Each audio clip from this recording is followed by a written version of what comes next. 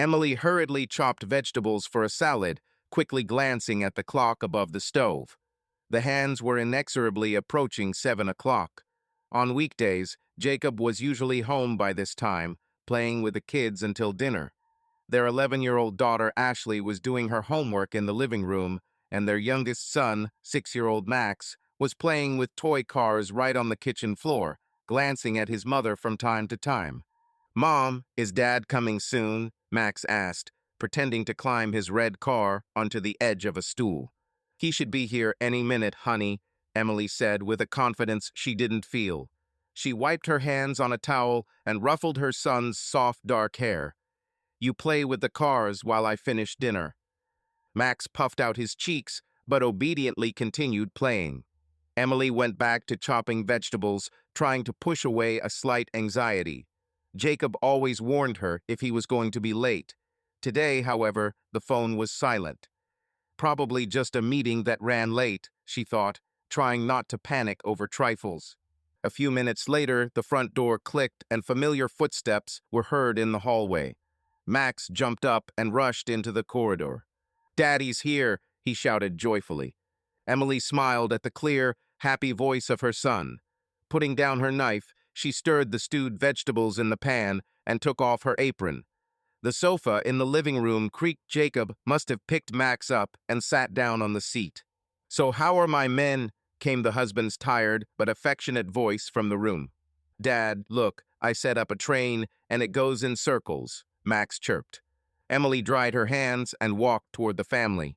At the door of the living room, she paused for a moment, watching.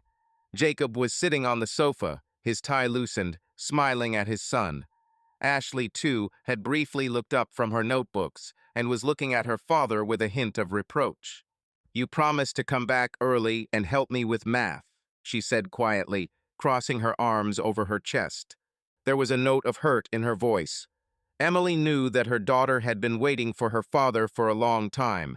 Ashley had had difficulties with a new topic, and Jacob had promised to work with her yesterday evening. "Sorry, princess," Jacob sighed, setting Max down next to him. "I've been swamped with work, trying to get it all sorted out.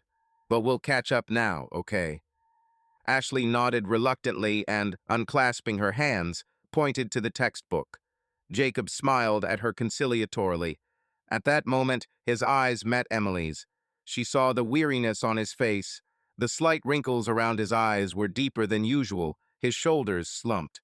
"Hello, love," he said quietly. He stood up, walked over to Emily, and kissed her briefly on the cheek. He smelled of cool autumn air and a light scent of cologne. "Sorry, I'm late again. Is dinner ready? I'm terribly hungry." "Almost," Emily smiled, hiding her worry. "5 minutes and everything will be on the table." She touched his shoulder as usual, as if to say, "It's okay." In fact, she was used to such evenings herself. Over 12 years of marriage, they had developed an unspoken routine.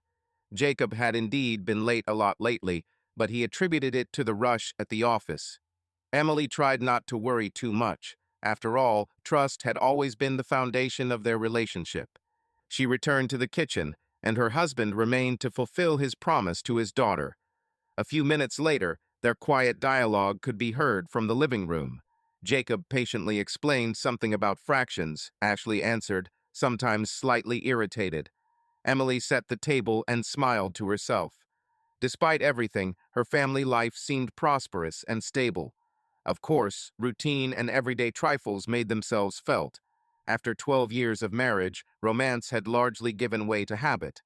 But they had wonderful children, a shared home, and plans for the future. Could she wish for more? When everything was ready, Emily called everyone to the table. Jacob and the children sat down in their usual places, Max next to his mother, Ashley opposite, closer to his father. Jacob looked at his wife gratefully. "It smells great. You did your best, as always." "Thank you," Emily replied warmly. She placed the food on plates and sat back down, watching as the children began to eat their dinner with gusto. "How was your day, honey?" Jacob asked, looking at his wife. "What did you do?" Emily shrugged, taking a sip of water. "Nothing special. I went grocery shopping, picked up Max from kindergarten, then took Ashley to music class. Oh yeah, and I also cleaned out the attic. I've been meaning to sort through old boxes for a while. I found a couple of interesting things like my old sketchbooks and a box of my old dolls. Mom, can we play with your dolls that you found tomorrow? Ashley interrupted, remembering her recent find. Emily laughed. Ash, I thought you weren't interested in dolls anymore. You're almost a teenager. I just want to see what they were like when you were a kid, the girl muttered, burying her face in her plate. Jacob chuckled as he looked at his daughter. Then show it to me. I'm also interested in what our mommy was playing with. Definitely, Emily nodded, enjoying the animation in Ashley's voice. Dinner continued in its usual friendly vein. The children chatted about their own things. Max told about how his best friend fell on the playground and got dirty, and Ashley shared the news that she was invited to perform at a school concert with the piano. Emily listened, encouraged the children, occasionally exchanging glances with her husband. He asked questions, joked, although at times he seemed a little absent-minded. After dinner, Emily went to put Max to bed while Jacob helped Ashley sort out her books and pack her bag. When the youngest finally fell asleep, she walked across the living room and paused for a moment by the mantelpiece, where a recent family photo stood, Emily and Jacob hugging their smiling children against the backdrop of a green park. The picture radiated warmth and harmony. Emily adjusted the frame and smiled. This was how she saw her life, full of love and happiness. Then she went upstairs. Jacob had already changed into a t-shirt and trousers and was sitting on the bed, staring at the screen of his phone. Did Max fall asleep right away? He asked, not taking his eyes off the display. Yeah, I'm tired today. She sat down next to him, trying to look at her phone. Something important. Jacob winced, immersed in his correspondence, and quickly pressed the side button, locking the screen. Nothing special, work-related emails, he answered too casually and put the phone on the nightstand. I wanted to get up early tomorrow and sort out my emails so I wouldn't get distracted in the office. Emily nodded, though a slight disappointment stirred in her chest. She wanted to share a few thoughts with her husband, to tell him about a funny incident that had happened in the store that morning. But he was clearly not in the mood for conversation. His mind was busy with work. They went to bed, hugging each other warmly for the night. Emily closed her eyes, feeling the familiar calm of her husband's closeness. Over the course of 12 years, they had gone through different periods. There were the passionate years of love, the fatigue of the first months after the birth of their children, and the adjustment of their characters. Now their life was flowing smoothly, and Emily believed that it would always be so. She did not know that very soon this established, familiar life would crack, capable of destroying everything that she considered unshakable. The days went on as usual. After a tense period, Jacob's company had a major project coming up, and he seemed to be fully immersed in it. Emily tried to support her husband. She waited for him with dinner every night, although she increasingly had to feed the children without their father. Daddy didn't come again? Ashley asked quietly one evening, picking at her cold buckwheat with her fork. She tried to appear indifferent, but Emily could see the disappointment on her daughter's face. He promised to watch a movie with me tonight. Emily curled her fingers on her knee, holding back her own sadness. She, too, missed the familiar family dinners. Jacob used to read to the children at night, or they would watch something funny before bed as a family. Now their father was away at work more and more often. Daddy must have very important things to do, honey, Emily answered carefully. Let's watch a movie together, and you and Daddy can catch up when he has a free evening. Ashley just shrugged. At 11, she was already able to notice changes in the family. Max, however, seemed to take his dad's absence more easily. After dinner, he ran off to play without asking unnecessary questions. Perhaps he was still too young to worry. That evening, Jacob returned after midnight. Emily sat on the couch until 11, lulling herself to sleep while reading, but eventually, without waiting for her husband, she went to bed. The words spoken to her daughter at dinner rang in her head with a hint of resentment. Very important things. She tried not to be angry because she understood that her husband worked for the sake of the family, for their future. A major project could bring him a promotion or a bonus, and therefore financial stability for everyone. In recent months, while negotiations were underway, Jacob seemed tense. Emily remembered how in the evenings he sat over documents or disappeared to call colleagues. Then she felt proud of him and tried not to interfere. But now that the project, as he said, had entered an active phase, his constant absence began to depress. Emily had no complaints. She herself came from a family where her father worked a lot, and her mother always repeated that supporting her husband was the main task of a wife. And yet, something bothered her more deeply than usual. When the noise of a car pulling up was heard outside the window, the clock showed almost 12:30 in the morning. The door creaked quietly. Emily immediately got out of bed, threw on a robe, and went out into the semi-dark living room. Jacob tried to behave silently, putting his briefcase at the entrance and taking off his shoes in the hallway.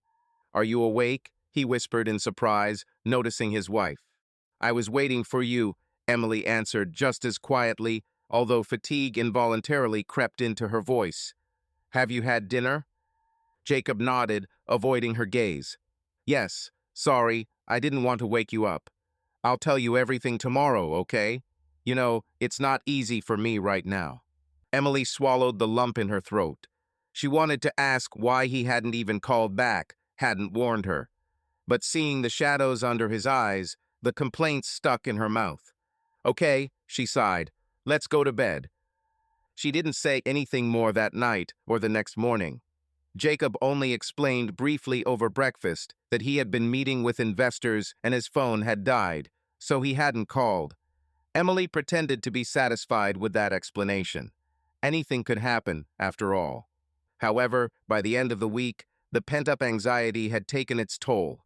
On Friday, while the kids were at school and kindergarten, Emily decided to do a deep cleaning, hoping to distract herself from her gloomy thoughts. While dusting the bedroom, she noticed Jacob's phone lying on the nightstand. He usually never forgot it, but he must have run away in a hurry that morning without it. Emily mechanically picked up the device. The screen lit up and asked for a graphic unlock key. She knew her husband's password. He had once shown it himself so that she could answer a call. Her fingers hesitantly traced the desired pattern. The messages screen opened. Several new notifications. Emily quickly came to her senses.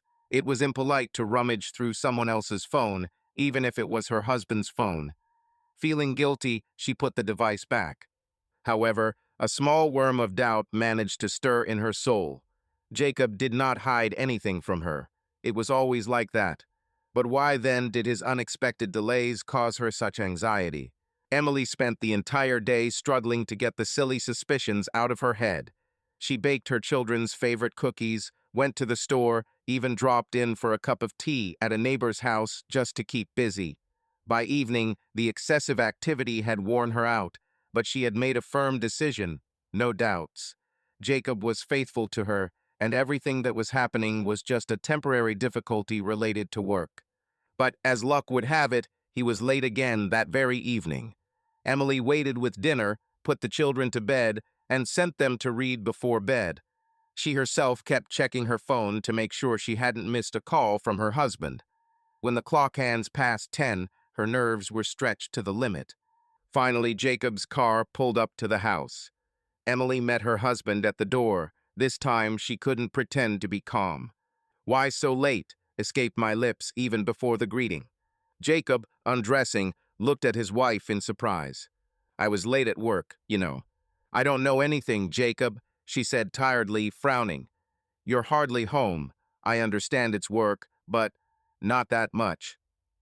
He looked down guiltily, placing his shoes on the shelf. "Sorry.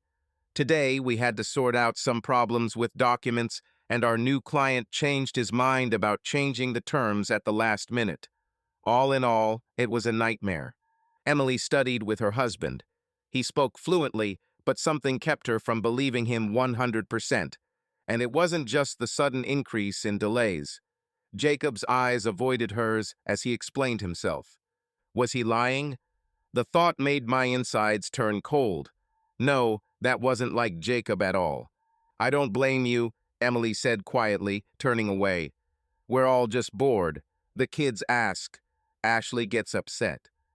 I miss you too, he quickly responded, taking a step and touching her shoulder. Really, everything will be fine soon, I promise. The project is in full swing, but already on the home stretch. In a couple of weeks, I think it will get easier. She nodded, allowing herself to be embraced. The warmth of his arms was familiar, dear, and for a moment all worries retreated. Emily buried her nose in his chest, feeling the steady beating of Jacob's heart. Just a little more, and everything would be as before.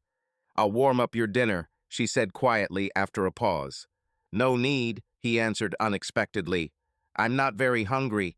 We ordered pizza for the office. I had a snack. I see. Emily forced herself to pull away. Then maybe some tea, or should we go straight to bed? Better sleep. I'm exhausted. They went upstairs together. Jacob fell asleep as soon as his head hit the pillow, but Emily lay awake for a long time, staring at the dark ceiling. She was haunted by her own behavior. She had interrogated him on the threshold, doubting her husband's honesty. How could she have thought anything bad about Jacob? She turned on her side, listening to his breathing. She remembered another evening, a distant one, from a former happy life. 12 years ago, shortly after their wedding, she and Jacob were walking home in the summer rain. She had wet feet and was terribly cold. When they got to the apartment, Jacob wrapped her in a blanket, made her hot tea with honey, and did not leave her all night until she warmed up. Emily had laughed then that he treated her like a crystal vase, and he had answered seriously, "For me, you are the most precious thing." That serene time of theirs flared up in her memory like a warm flash. There were other moments, how he held her hand in the maternity hospital when Ashley was born, almost crying with happiness himself, how he tossed and turned at night with newborn Max in his arms, rocking his son to let her sleep. Could that sensitive, loving Jacob suddenly turn into a liar and a traitor? No, Emily firmly told herself, this was all temporary. She believed that their family was strong enough to withstand any trials, be it fatigue or a crisis at work. The main thing was not to give in to doubts. Just tired, Emily whispered to herself. It's okay. She repeated the words like a mantra until the anxiety slowly dissolved into a half-asleep oblivion. It was late autumn. A chilly wind was driving withered leaves around the yard, and Emily wrapped herself tightly in a woolen scarf when leaving the house. A couple of weeks had passed since the frank conversation with Jacob on the doorstep.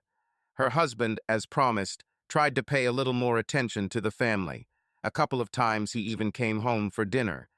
Emily was happy about these rare evening hours together, trying not to remember that just a couple of months ago, this was the norm, not the exception. However, as soon as Jacob had unloaded a little, a new strangeness fell upon him. He suddenly began to surprise her with signs of attention, unusual and therefore alarming. One morning, Emily found a large bouquet of white lilies on the kitchen table. Touched, she put the flowers in a vase and began to prepare breakfast, anticipating how she would thank her husband. When Jacob came downstairs, she hugged him from behind. "Thank you for the flowers, darling. They're stunning," she whispered, smiling. "But what's the occasion today?" Jacob turned around and kissed her on the forehead. "No reason. I just wanted to make you happy." Emily looked into his eyes, trying to gauge her husband's mood. He looked slightly embarrassed, as if he had done something risky. Jacob used to give flowers mostly on holidays or birthdays, and even then he preferred practical gifts. Such a romantic gesture for no reason made her both delighted and worried. She pushed the unpleasant feeling away. Was it bad that her husband showed attention? Maybe he just realized how little time he spent with her and wanted to make amends. "That's very nice," she said sincerely. "Thank you." The day passed in bustle, and Emily almost convinced herself that her suspicions were stupid. But a few days later, history repeated itself. Jacob showed up at home with a box of her favorite milk chocolate, even though it was an ordinary Tuesday. Then he gave her a new scarf, saying that he saw it in the shop window and thought of her. Emily accepted the surprises with gratitude, but her soul was growing uneasy. It was as if Jacob was trying to make amends. Her doubts soon came to the surface when she met her best friend. On Saturday afternoon, Sarah invited Emily and the kids for tea and cake. While the kids played with Sarah's puppy in the next room, the friends sat in the kitchen. Emily shared her pain, lowering her voice so the kids wouldn't hear. And gives gifts for no reason, she finished, twirling a cup of cold tea in her fingers. It seems like I should be happy, but I don't know what to think. Sarah, a tall, blue-eyed blonde with a straightforward personality, narrowed her eyes. Well, maybe the person really wants to make you happy. Your birthday is coming soon, isn't it? Maybe he's trying to cheer you up in advance. It's 3 months until my birthday, Emily said wearily. She took a sip of tea and shook her head. No, there's something wrong. He's become, I don't know, too perfect, too attentive, too helpful. Even the kids have noticed. Ashley asked yesterday why Dad is suddenly so cheerful and generous. Sarah tapped her finger on the rim of her cup, thinking. Sounds like he's atoning for his sins. Emily tensed. Her friend's directness had struck a nerve. She looked down. Do you think this?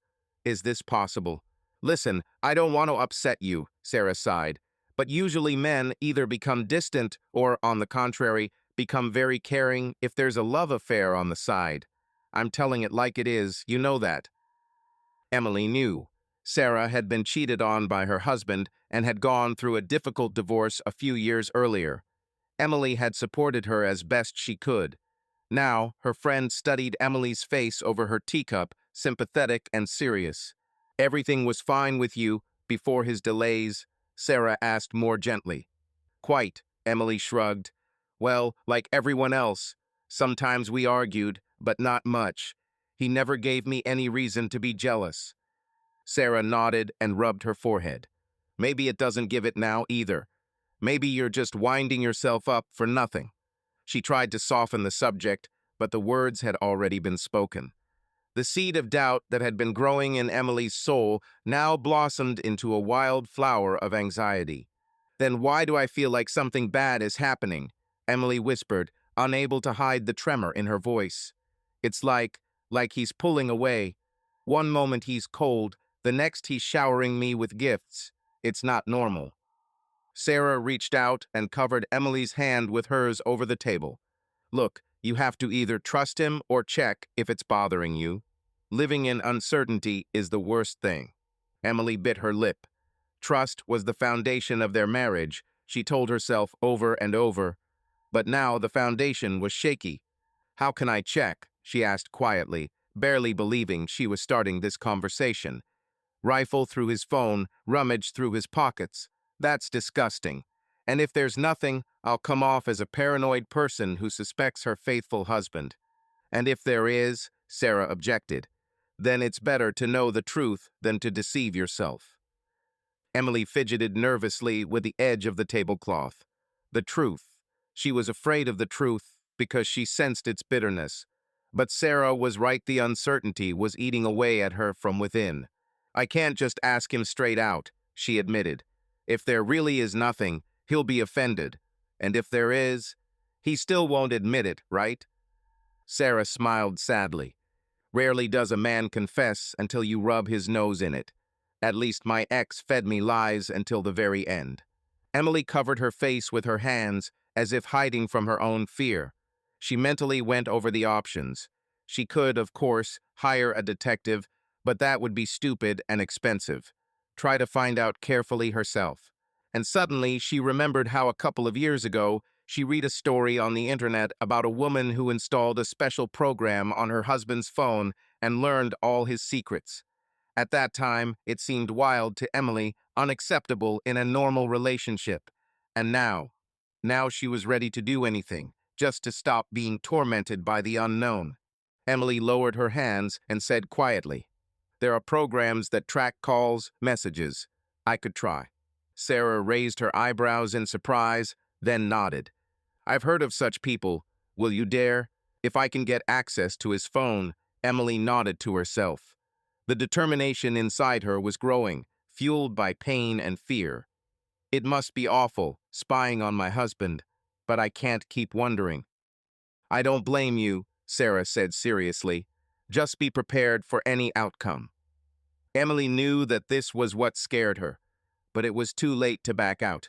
In the evening, when Jacob returned from work, she greeted him with a smile and a kiss, trying to hide her excitement. The plan was finally ripe. Tonight she would do what she had decided.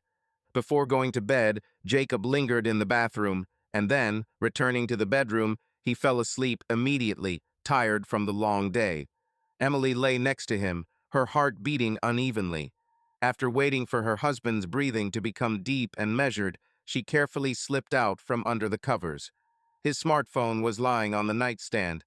Emily's hand was shaking as she picked up the phone and walked out into the hallway with it. It took her a few minutes to install the necessary application, previously downloaded to her own phone. She entered the login and password on his device, gave all the necessary permissions. Her heart was pounding like crazy.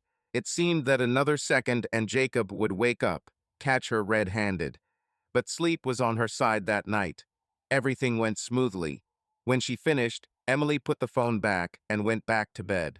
She lay there for a long time, staring at the ceiling, trying to get her thoughts in order. Doubt and guilt choked her. What if she was wrong, digging where there was absolutely nothing to look for? And if so, then she had betrayed Jacob's trust. But another voice insisted that she had done the right thing. Their family was at stake, and the truth, whatever it might be, was better than a lie. Emily, unaware of the tears welling up in her eyes, began to sob softly in the silence of the bedroom. She no longer knew what she wanted more, for her suspicions to be proven wrong or for them to be correct, putting an end to the agonizing uncertainty. Finally, exhausted by her experiences, the woman fell into a restless sleep, where disturbing images replaced each other. Emily forced herself to act normal when she woke up the morning after her risky move. She chatted with the kids over breakfast, and Jacob seemed unsuspecting, checking the news on his phone and drinking coffee, occasionally stopping to straighten Max's collar or wish Ashley luck on a test. It was a normal morning for a normal family, only for Emily it was different. When the house was empty, Jacob had left for work, dropping the kids off at school and daycare. On the way, she picked up her phone with trembling hands. There were several new notifications on the screen from the program she had installed overnight. Emily opened the app, and her heart sank. Call records and copies of some of the messages from her husband's phone appeared in front of her. Most of them were work-related or neutral. But as she scrolled down, her gaze fell on a name that took her breath away: Melanie. Next to it was a heart-shaped smile. Emily felt her fingers grow cold. She sat down on a chair because her legs were weak. She plucked up her courage and clicked on the message. The lines of messages floated before my eyes as if in a fog. Yesterday was great. Thank you. You are the best. I missed you. See you today. And the answer from Jacob's phone. I miss you too. I'll try to get away after work, my darling. My joy. Emily felt as if she had been punched in the gut. She covered her mouth with her hand to keep from screaming. Her eyes stung with tears, but she forced herself to read on, painfully taking in every word. The messages were dated back weeks, some as far as the night before when he had been late again. They included banal phrases about business, frank admissions of boredom, hints of intimacy. One of the recent messages from Melanie made Emily choke on the sobs she could no longer hold back. I love you. I feel so good with you. Emily dropped the phone on the table as if it had burned her fingers. A choking cry escaped, echoing off the walls of the empty kitchen.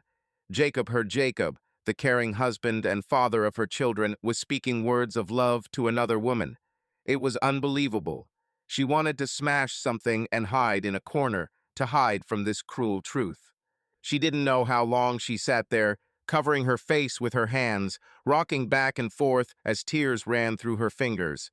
At some point, an incoming call rang out, Jacob's name flashing on her phone screen. Emily sniffled and pressed answer. Hi, the husband's voice rang out, as if nothing had happened. I was thinking, maybe we should go out tonight? To a restaurant, the four of us, with the kids, for example. How are you? Emily was silent, holding the phone to her ear. How could he talk to her like that, as if everything was normal? Those damn messages were in front of her eyes. "Emily, are you there?" Jacob asked. She forced herself to breathe. "Not now. Not on the phone."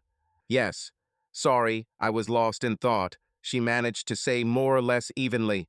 "Restaurant. We can. The children will be happy." "Great," he responded happily.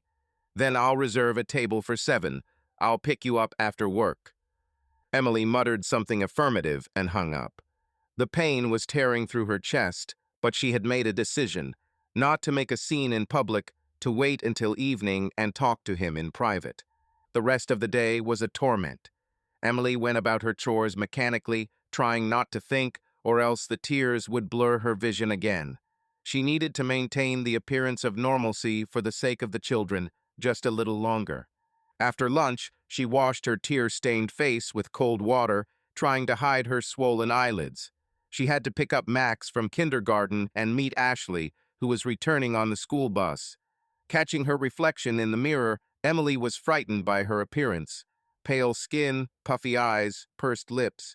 She pulled her hair into a ponytail and lightly powdered her face, putting on dark glasses. Fortunately, it was sunny outside, and this did not look strange.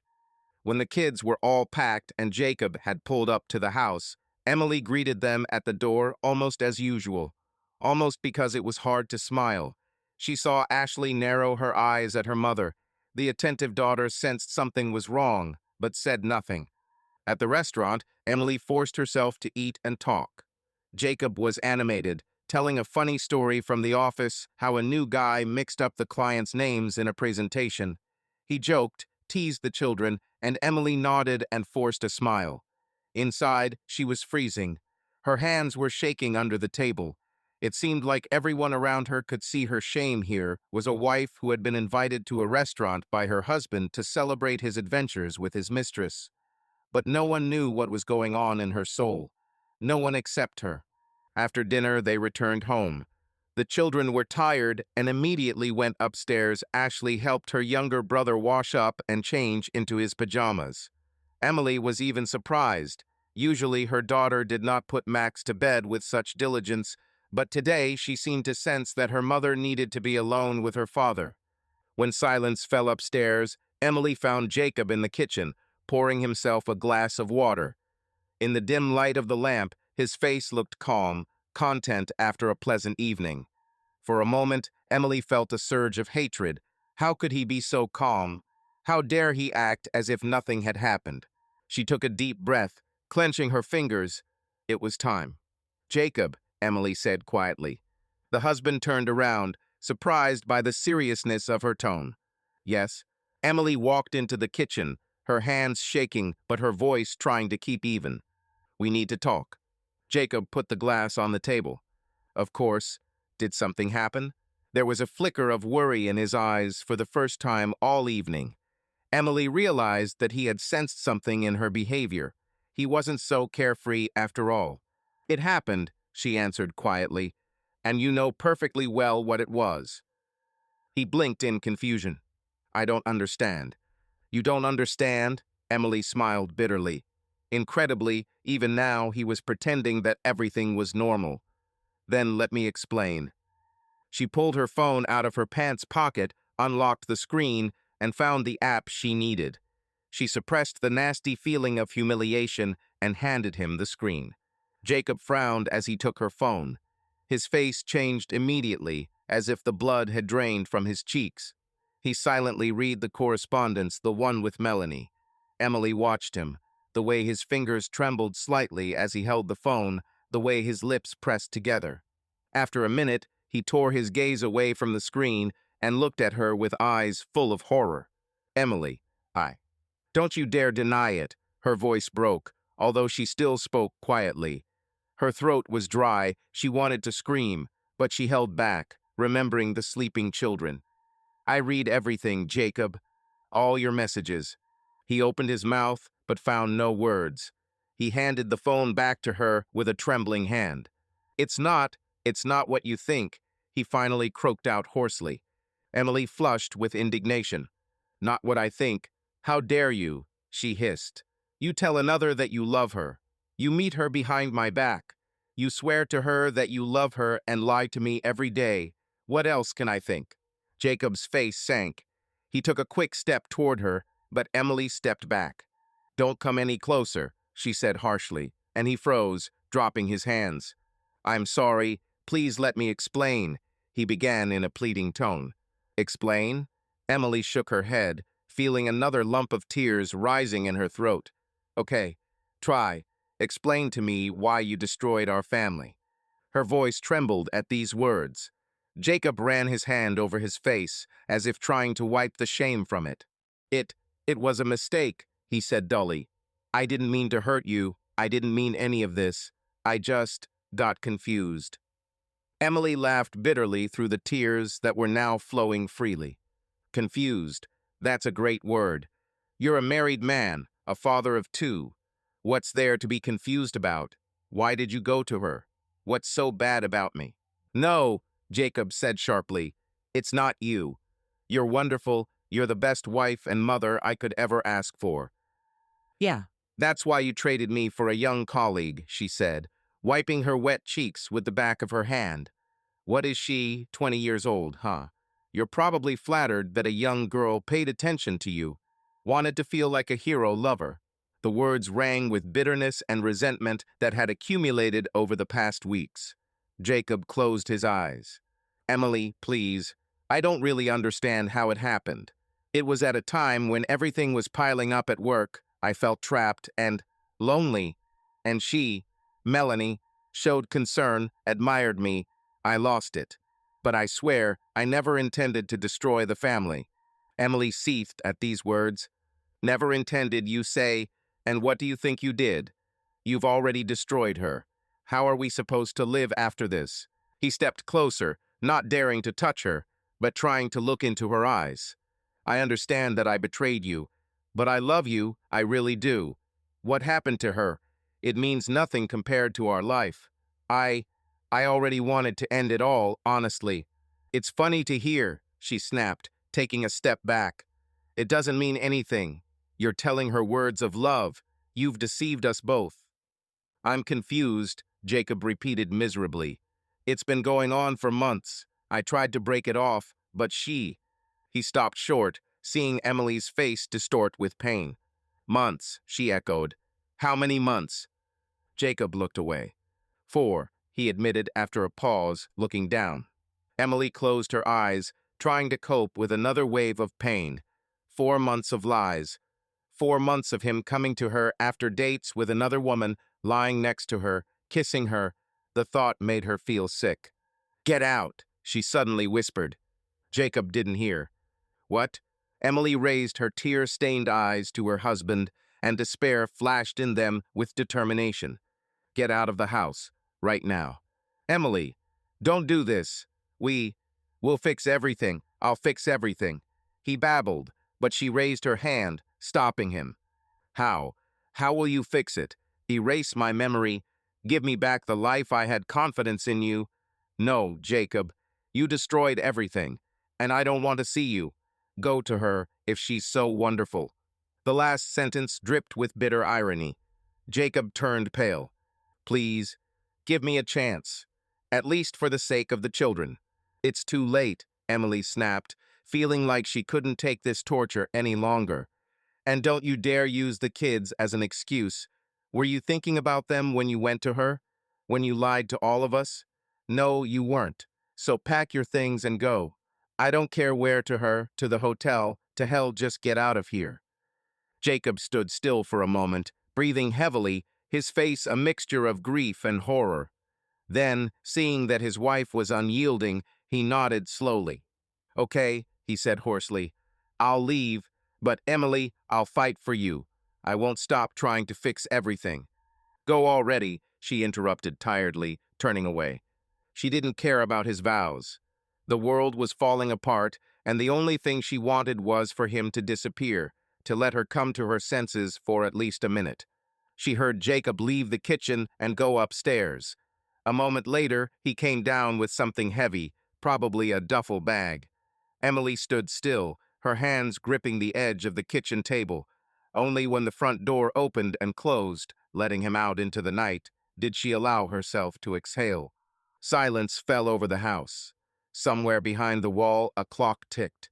Emily staggered into the living room and sank down on the sofa. Her whole body shook violently, as if from a severe cold. She tried to comprehend what had happened, but her mind refused to accept it. Had her life just split in two? A framed family photograph caught her eye on the shelf. She and Jacob were smiling happily, hugging Ashley and tiny Max. Emily raised a trembling hand, removed the frame, and stared at the smiling faces for a few seconds. Then she sobbed bitterly and, unable to contain herself, threw the frame on the floor. The glass shattered into pieces. Emily covered her mouth with her hand, frightened by the sound. She listened. It was quiet in the nursery upstairs. Apparently the children were asleep and did not hear. Thank God. Indeed, there was no scandal. What happened was quiet, deadly in its calm tragedy.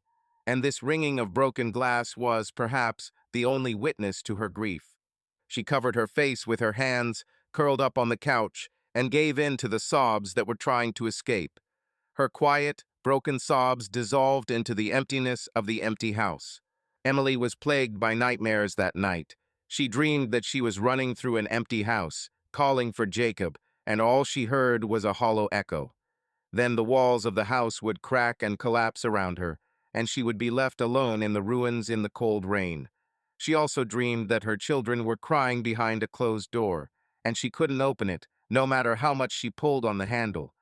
Emily woke up several times from these visions in tears and fear, but then fell back into an anxious half-sleep. The house greeted Emily with a deafening silence in the morning. She woke up on the living room couch and fell asleep there, exhausted from her night of crying. She lay there for a few seconds, trying to figure out if the nightmare had really happened. But the emptiness next to her made it clear. Jacob was gone. She stood up, her whole body aching and her head heavy. She glanced at herself in the bathroom mirror and barely recognized her reflection. Her eyes were red and puffy, her hair disheveled. Emily quickly washed her face with cool water, trying to gather her courage. There was morning ahead. The children would soon wake up. They didn't know anything. For their sake, she had to hold on. She tidied herself up as best she could. She braided her hair into a ponytail, applied a thin layer of foundation to hide her pallor and the traces of a sleepless night. The remains of yesterday's scene had to be carefully removed from the kitchen. Shards of glass from the broken frame were still lying on the floor. Collecting them with trembling fingers, Emily could not hold back new tears. It seemed that her family had scattered along with the photograph. However, as soon as she heard footsteps from above, she pulled herself together with an effort of will. Ashley went down first, holding the hand of a sleepy Max. The daughter looked at her mother with a searching glance. "Mom, where's Dad?" Max asked immediately, rubbing his eyes. "Has he left already?" Emily swallowed. There it was, the first question she didn't have a good answer for. She forced a smile. "Yes, honey. Dad left early this morning for, an important meeting." "Saturday?" Ashley asked doubtfully. It was Saturday morning, and Jacob usually tried to be home on the weekends. "This meeting was urgent," Emily explained quietly, avoiding her daughter's eyes. "He'll probably be back later." Her heart sank painfully at the words. She had deliberately not used soon or a specific time frame because she didn't know when or how Jacob would return or if he would return at all. Ashley frowned, but didn't ask any more questions. Max, satisfied with his mother's answer, switched to another topic. "Mom, will there be breakfast? I want cereal." "Of course it will." Emily nodded and immediately went about her usual business, pouring milk for the children, pouring cereal, and toasting herself. Trying to look normal, she sat the children down at the table. Max chattered away, showing off the toy dinosaur he'd brought with him. Ashley was unusually silent. She barely touched her cereal, only occasionally casting wary glances at her mother. Emily felt them on her skin, but pretended not to notice. After breakfast, the children were offered to watch cartoons. Usually on weekends, everyone went for a walk or to the mall together, but today Emily had neither the strength nor the desire to go anywhere. Max happily sat down in front of the TV, but Ashley stayed in the kitchen, clearing away the dishes. This was strange. Usually her daughter did not show such diligence without asking. "Mom, have you been crying?" she suddenly asked quietly, putting the plates in the sink. Emily's hands froze as she wiped the table. For a moment she was tempted to lie, but Ashley was not a little girl. At 11 she understood many things. A little, Emily admitted, turning to the cabinet under the pretext of getting a clean rag. "I'm just tired." "Did Dad hurt you?" came the next cautious question. Emily slammed the closet door shut. A lump in her throat prevented her from answering. Ashley stood next to her, looking serious and mature. "I heard last night. You were talking, and you were crying," the girl continued, almost in a whisper. "Daddy left because of that, right?" Emily slumped. There was no point in deceiving her any further, at least not her eldest. She squatted down so that her eyes were level with her daughter's. "Ashley, there was a big fight between me and Dad," she finally said, choosing her words carefully. We need time to sort this out. But whatever happened, it's not your fault, okay? You and your brother have absolutely nothing to do with it." Ashley blinked, her eyes shining. "He abandoned us," she whispered, "like Susie's dad from my class." Emily shook her head, grabbing her daughter's hands. "No, no, honey. Dad didn't abandon you. He loves you. It's just that sometimes adults make mistakes and can't fix everything right away. He needs to live separately for a while, understand himself." Her own words made her feel bitter. She was saying things she didn't believe, but she had to soften the blow for the children. Ashley squeezed her hands tighter. "He hurt you, didn't he?" she asked insistently, breaking into tears. "I heard you were talking about some woman." Emily closed her eyes. It seemed that part of the night conversation had reached her daughter's ears. What exactly had she heard? "Ashley, it's complicated," she breathed out. "Your dad, he really loves you and Max, and my relationship with him. We might have to live apart for a while." A tear rolled down the girl's cheek. She impulsively hugged Emily, burying her face in her shoulder. "I don't want you to separate," she stammered. "Let Daddy come back."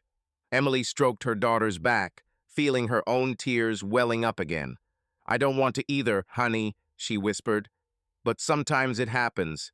We'll try to fix everything, I promise. It just takes time." They stood there for a while, hugging. Emily knew she wouldn't be able to calm Ashley down completely, but at least she had explained something to her daughter. Max, fortunately, was too young to think up any unnecessary things. One of the following days was particularly hard. On Wednesday morning, Emily opened her eyes with difficulty and discovered that it had long been light outside. The alarm clock had not rung. She had forgotten to set it, going to bed well after midnight after a sleepless night. The clock said almost 8. "Mom," Ashley's worried voice came from the hallway. "We overslept school." Emily sat up in bed, dizzy from the sudden rise. Ashley stood in the bedroom doorway in her school uniform, and behind her, Max, looking disheveled and scared, was wearing pajamas. "8 o'clock already?" Emily croaked, brushing the loose strands of hair from her face. Her body felt like cotton wool. "I tried to wake you up, but you were sleeping," the daughter said guiltily. "We have to leave in 20 minutes. "Oh my God!" Emily jumped up, swaying. "Okay, Ash, help Max get dressed. I'm going to the kitchen. At least I'll make something for breakfast." Still half asleep, she hurried downstairs. Her hands shook as she sliced bread for toast. Max came into the kitchen dressed sloppily, his shirt loose, his hair sticking out. Emily smiled crookedly at him, smoothing down his unruly locks. "Honey, I'm sorry, Mom overslept. Now I'm all." She heard the bathroom door slam upstairs as Ashley cleaned herself up. Emily, meanwhile, had packed the children's cheese sandwiches and poured juice into travel bottles. Her heart was pounding with haste and guilt. "I can't even take care of them in the morning," she thought bitterly. A quarter of an hour later, they ran out of the house. Ashley was almost not late. The school bus was delayed, and the girl managed to jump on at the last minute. Emily and Max got into the car to take him to kindergarten. While they were stuck in traffic, the boy quietly asked, "Mom, are you sick?" Emily winced. "No. What makes you think that?" Max shrugged. "You're kind of slow today and sad." Emily's eyes filled with tears again, but she tried to keep her composure as she drove. For the first time in days, her son had directly expressed what he seemed to be feeling all the time. "Mom's just going through a tough time," she said carefully as she turned toward the kindergarten. "But it's not because of you, okay? I love you. I just need a little more rest." Max nodded, but he didn't look too convinced. After giving him a reassuring kiss on the cheek and handing him over to the teacher, Emily was finally left alone in the car. And then she burst into tears, her forehead falling onto the steering wheel. She was shaking. She had almost let the children down. She could have ruined an important day. And all because she couldn't pull herself together. Emily let out another lump of pain as she let her tears flow in the empty car. Then she took a shuddering breath, wiped her wet face with the back of her hand, and started the engine. She had to go home and somehow get through another day. Slowly, painfully, time was moving forward, and she had to move with it. Emily seemed to exist on autopilot that day. She tended to the children, answered their questions with short sentences, and periodically retreated to the bathroom to cry silently. By lunchtime, while the children were watching their second cartoon in a row, she noticed several missed calls from Jacob on her phone. Her heart sank, but she didn't call back. Later, a text message came. "Please let me know how you are. I'm worried about the children. Can I hear from them?" Emily stared at these words for a long time, not knowing what to say. She was afraid to lose her temper when she heard his voice, but she also didn't want to deprive the children of communication with their father. In the end, she dialed Sarah's number with trembling fingers. Honey, how are you?" Sarah's voice sounded worried. Judging by the background noise, Sarah was on the road somewhere, but she immediately lowered her voice, catching Emily's sob. "I'm coming to you." "No, don't," Emily croaked, but Sarah said decisively, "I'll be there in 20 minutes." After the allotted time, Sarah crossed the threshold. Seeing her friend in a torn state pale, with red eyes, she silently hugged Emily, letting her cry on her shoulder. For some time they stood like that in the hallway until Emily's tears dried up. Then Sarah gently pulled away and, looking straight into her friend's eyes, said, "Tell me, I need to know everything to help you."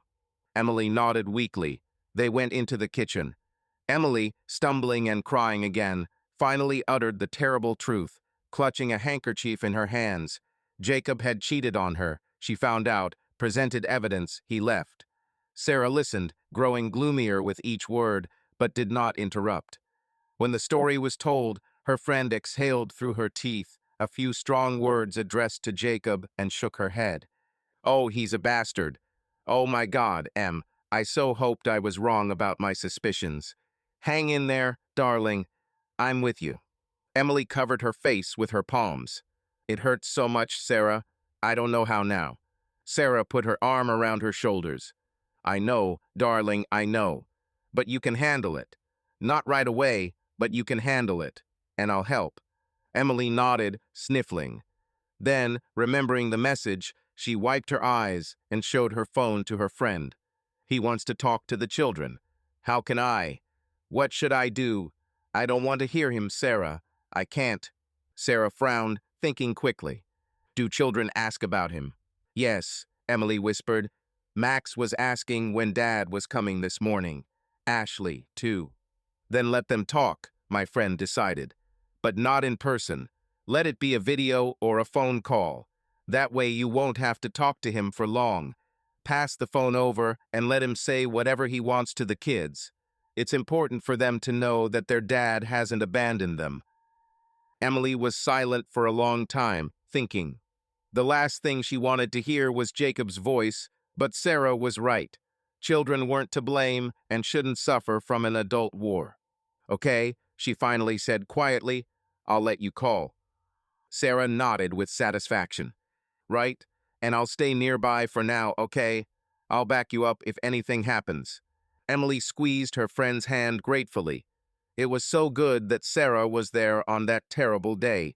Without her, she would have been lost. Later in the evening, Emily plucked up her courage and connected to a video call with Jacob on her tablet. As Sarah had suggested, the children did the talking, while Emily herself kept to herself, taking a position off camera. The conversation was short and tense. Max happily showed his dad his new toy. Ashley coldly asked when he would be home. Jacob, after hesitating, replied that he loved them and would see them very soon. Emily stood with her back against the wall the whole time, listening to his voice with a lump in her throat. After the call, the children cheered up a little from seeing their dad, but Ashley was still gloomy. In the evening, she locked herself in her room, saying that she wanted to read. Max fell asleep restlessly, calling both Mom and Dad before going to bed. We had to lull him to sleep for a long time with a song promising that Dad loved him. He was just not at home now. When the children finally fell asleep, Emily crawled out onto the porch of the house, wrapped in her jacket. The November air was crisp and piercingly cold. The stars shone brightly in the dark sky. Emily looked up at them through tears. This day seemed like an eternity to her. The phone in her pocket vibrated. She knew who it was. Jacob was trying to call for the third time that evening. Emily pressed the end button. A minute later, a text message came. I understand how you feel, but please talk to me. I'm worried. Forgive me. Tears began to flow down Emily's cheeks again. She didn't answer. She didn't have the strength to swear or listen to his excuses. She just sat on the cold steps and looked at the sky, feeling a wound in her chest that nothing could heal. About a week passed like this. Outwardly, the family's life had somehow changed to a new way, but in essence, everyone felt broken. The children became quiet, often sitting in their rooms or in front of the screen, clearly not fully understanding what was going on between their parents. Ashley sometimes flared up over trifles or, on the contrary, tried too hard to help her mother, as if she was afraid of upsetting her once again. Max, childishly spontaneous, asked questions. When will Dad come?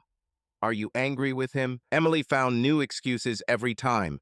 Either Dad works a lot or Dad lives somewhere else for now, but you will see each other soon. These lies and half-truths were hard for her, but she could not tell them the truth. Emily became a shadow of her former self, doing what was necessary but lacking the strength or desire to do anything more. Sometimes, when she was alone, she would simply stare at the wall or the window, oblivious to the passage of time. One evening, after putting the children to bed, she realized that she did not remember what she had read them before bed. The words passed by her consciousness. Then Emily became afraid. She literally ceased to feel reality, as if she were floating in some cocoon of pain and apathy. That same evening, she plucked up her courage and called her therapist, whom she had once consulted about anxiety. She made an appointment for the next session. She needed help for the sake of the children, at least. Because if this continued, she would lose them emotionally, and she would lose herself completely, too. Emily hung up the phone, feeling both dread and relief. Admitting her condition was already a step. Her soul was in pieces now, but maybe someone would help her put it back together. Emily sat in the chair across from her therapist, aimlessly fiddling with a handkerchief in her lap. The pale light of a winter morning poured through the office window, painting the walls a soft grayish hue. Outside, a few snowflakes were falling slowly, the first snow of the year. Normally, Emily would have been glad of it, but now she felt nothing but emptiness and fatigue. How are you feeling now? Dr. Reyes, a thin, middle-aged woman with a knowing look, asked softly. I don't know, Emily answered honestly after a pause. Nothing, I guess. She shrugged helplessly. This was already the second session in a week. The first had taken place 3 days ago, when she could barely utter a word through her tears. Today she could no longer cry. It seemed that all the tears had been cried out. Dr. Reyes nodded sympathetically. I can understand you. You are experiencing the most intense trauma of betrayal. It is similar to grief from loss, the loss of a relationship that you valued. Emily silently fidgeted with her handkerchief, looking at the floor. There was an icy crater in her chest, and the doctor's words tapped out along its edges without penetrating inside. Tell me how the last few days went, the doctor continued softly. Like in a fog, Emily said quietly. I do what I have to do. Feed the kids, take them to school, pick them up, work a little. But it's like I'm not me, a bystander. She had a hard time finding the words. It wasn't easy to admit her condition, but that was why she had come here. Ashley's teacher called yesterday, Emily added, a little louder. She said she was worried. Ashley wasn't herself in class. She sat there staring at one spot, or she doodled in her notebook instead of working. I, I just apologized, said there were problems at home. Emily's lips trembled, and she bit them to keep from crying. I'm ashamed, she whispered. My daughter is suffering, and I can't be her support now. I'm too broken. Dr. Reyes stepped forward slightly, her eyes radiating involvement. You are very critical of yourself. But let's face it, any person would need time to recover after such a blow. Your feelings are normal, and the guilt you feel now is also understandable, but it should not eat you up. I feel worthless, Emily admitted bitterly. A lousy wife, since my husband chose another. A bad mother, since my children are now unhappy. I tried my whole life to do everything right, and this is what it led to. You are not to blame for what happened, the therapist said softly but firmly. Cheating is your husband's choice, and the responsibility lies with him, not you. Emily was silent. She understood this with her mind. She had read similar thoughts in articles. She had heard them from Sarah. But in her heart, she blamed herself. Over and over again, she replayed what she had done wrong. Maybe she had gained weight after giving birth, lost her attractiveness, or had she become too boring, too homely? Maybe she had not praised Jacob enough, or, on the contrary, had she often nagged him over trifles. You said his mistress was a young colleague, Dr. Reyes continued, interrupting Emily's stream of self-deprecation. Are you comparing yourself to her? Emily smiled bitterly. Of course I do. I saw her photo. In one of the messages, slender, bright, probably cheerful, carefree. And She looked down at her hands. She had taken off her wedding ring the day after Jacob had left, and now there was a pale strip of unsun, exposed skin on her finger, a mark of the passing years. Oddly, Emily hadn't brought herself to put the ring away. It lay in her purse like a heavy talisman. And I've gotten older, she continued in a whisper. Stretched skin on my stomach from 2 pregnancies, wrinkles around my eyes. The last few years, my life has been children, home, and sometimes working at night. No wonder he got bored. Saying it out loud was painful, but in some ways it was relieving. The doctor listened attentively, without interrupting. I suddenly realized, Emily added with a nervous laugh, that I couldn't remember the last time I did something just for myself. Well, except for these sessions. My whole life has been about taking care of others. Maybe that was a mistake. Dr. Reyes shook her head. It is not a mistake to take care of your loved ones. It is a mistake to forget about yourself. This really happens often. A woman dissolves in the role of wife and mother and forgets about her I. But it is not your fault that your husband did this. Believe me. Emily nodded automatically, although she couldn't fully accept these words yet. What should I do now? She asked almost silently, looking at the therapist with despairing eyes. I can't imagine a future. I feel like I'm dead inside. There's no joy, no hope, just pain and emptiness. How can I survive this? How can I live on? The doctor paused, letting Emily swallow the lump that had formed. Then she said calmly, Step by step, Emily, baby steps. You're in the thick of it now, at rock bottom, as you said, and it's okay to feel broken. But it's not forever. I'll help you get out, but you have to help yourself, too. Emily listened, trying to find some spark of faith in these words. Let's start with the simple things, the therapist continued. First, physical self-care. Are you eating? Sleeping? Emily shook her head guiltily. My appetite is bad. Sleep. Only a little in the morning, and even then I have nightmares. Dr. Reyes quickly wrote something down in her notebook. That's clear. I'll prescribe you a mild sedative and herbal sleep aid. Not a sleeping pill, but it will help you get your routine back on track a bit. Your body needs strength. Your children need you alive and well. Emily sighed quietly. She herself understood that she lived on caffeine and nerves. Secondly, the doctor continued, support from outside. Do you have loved ones who can help you with the children now? A friend, relatives? Yes, my friend, Emily nodded.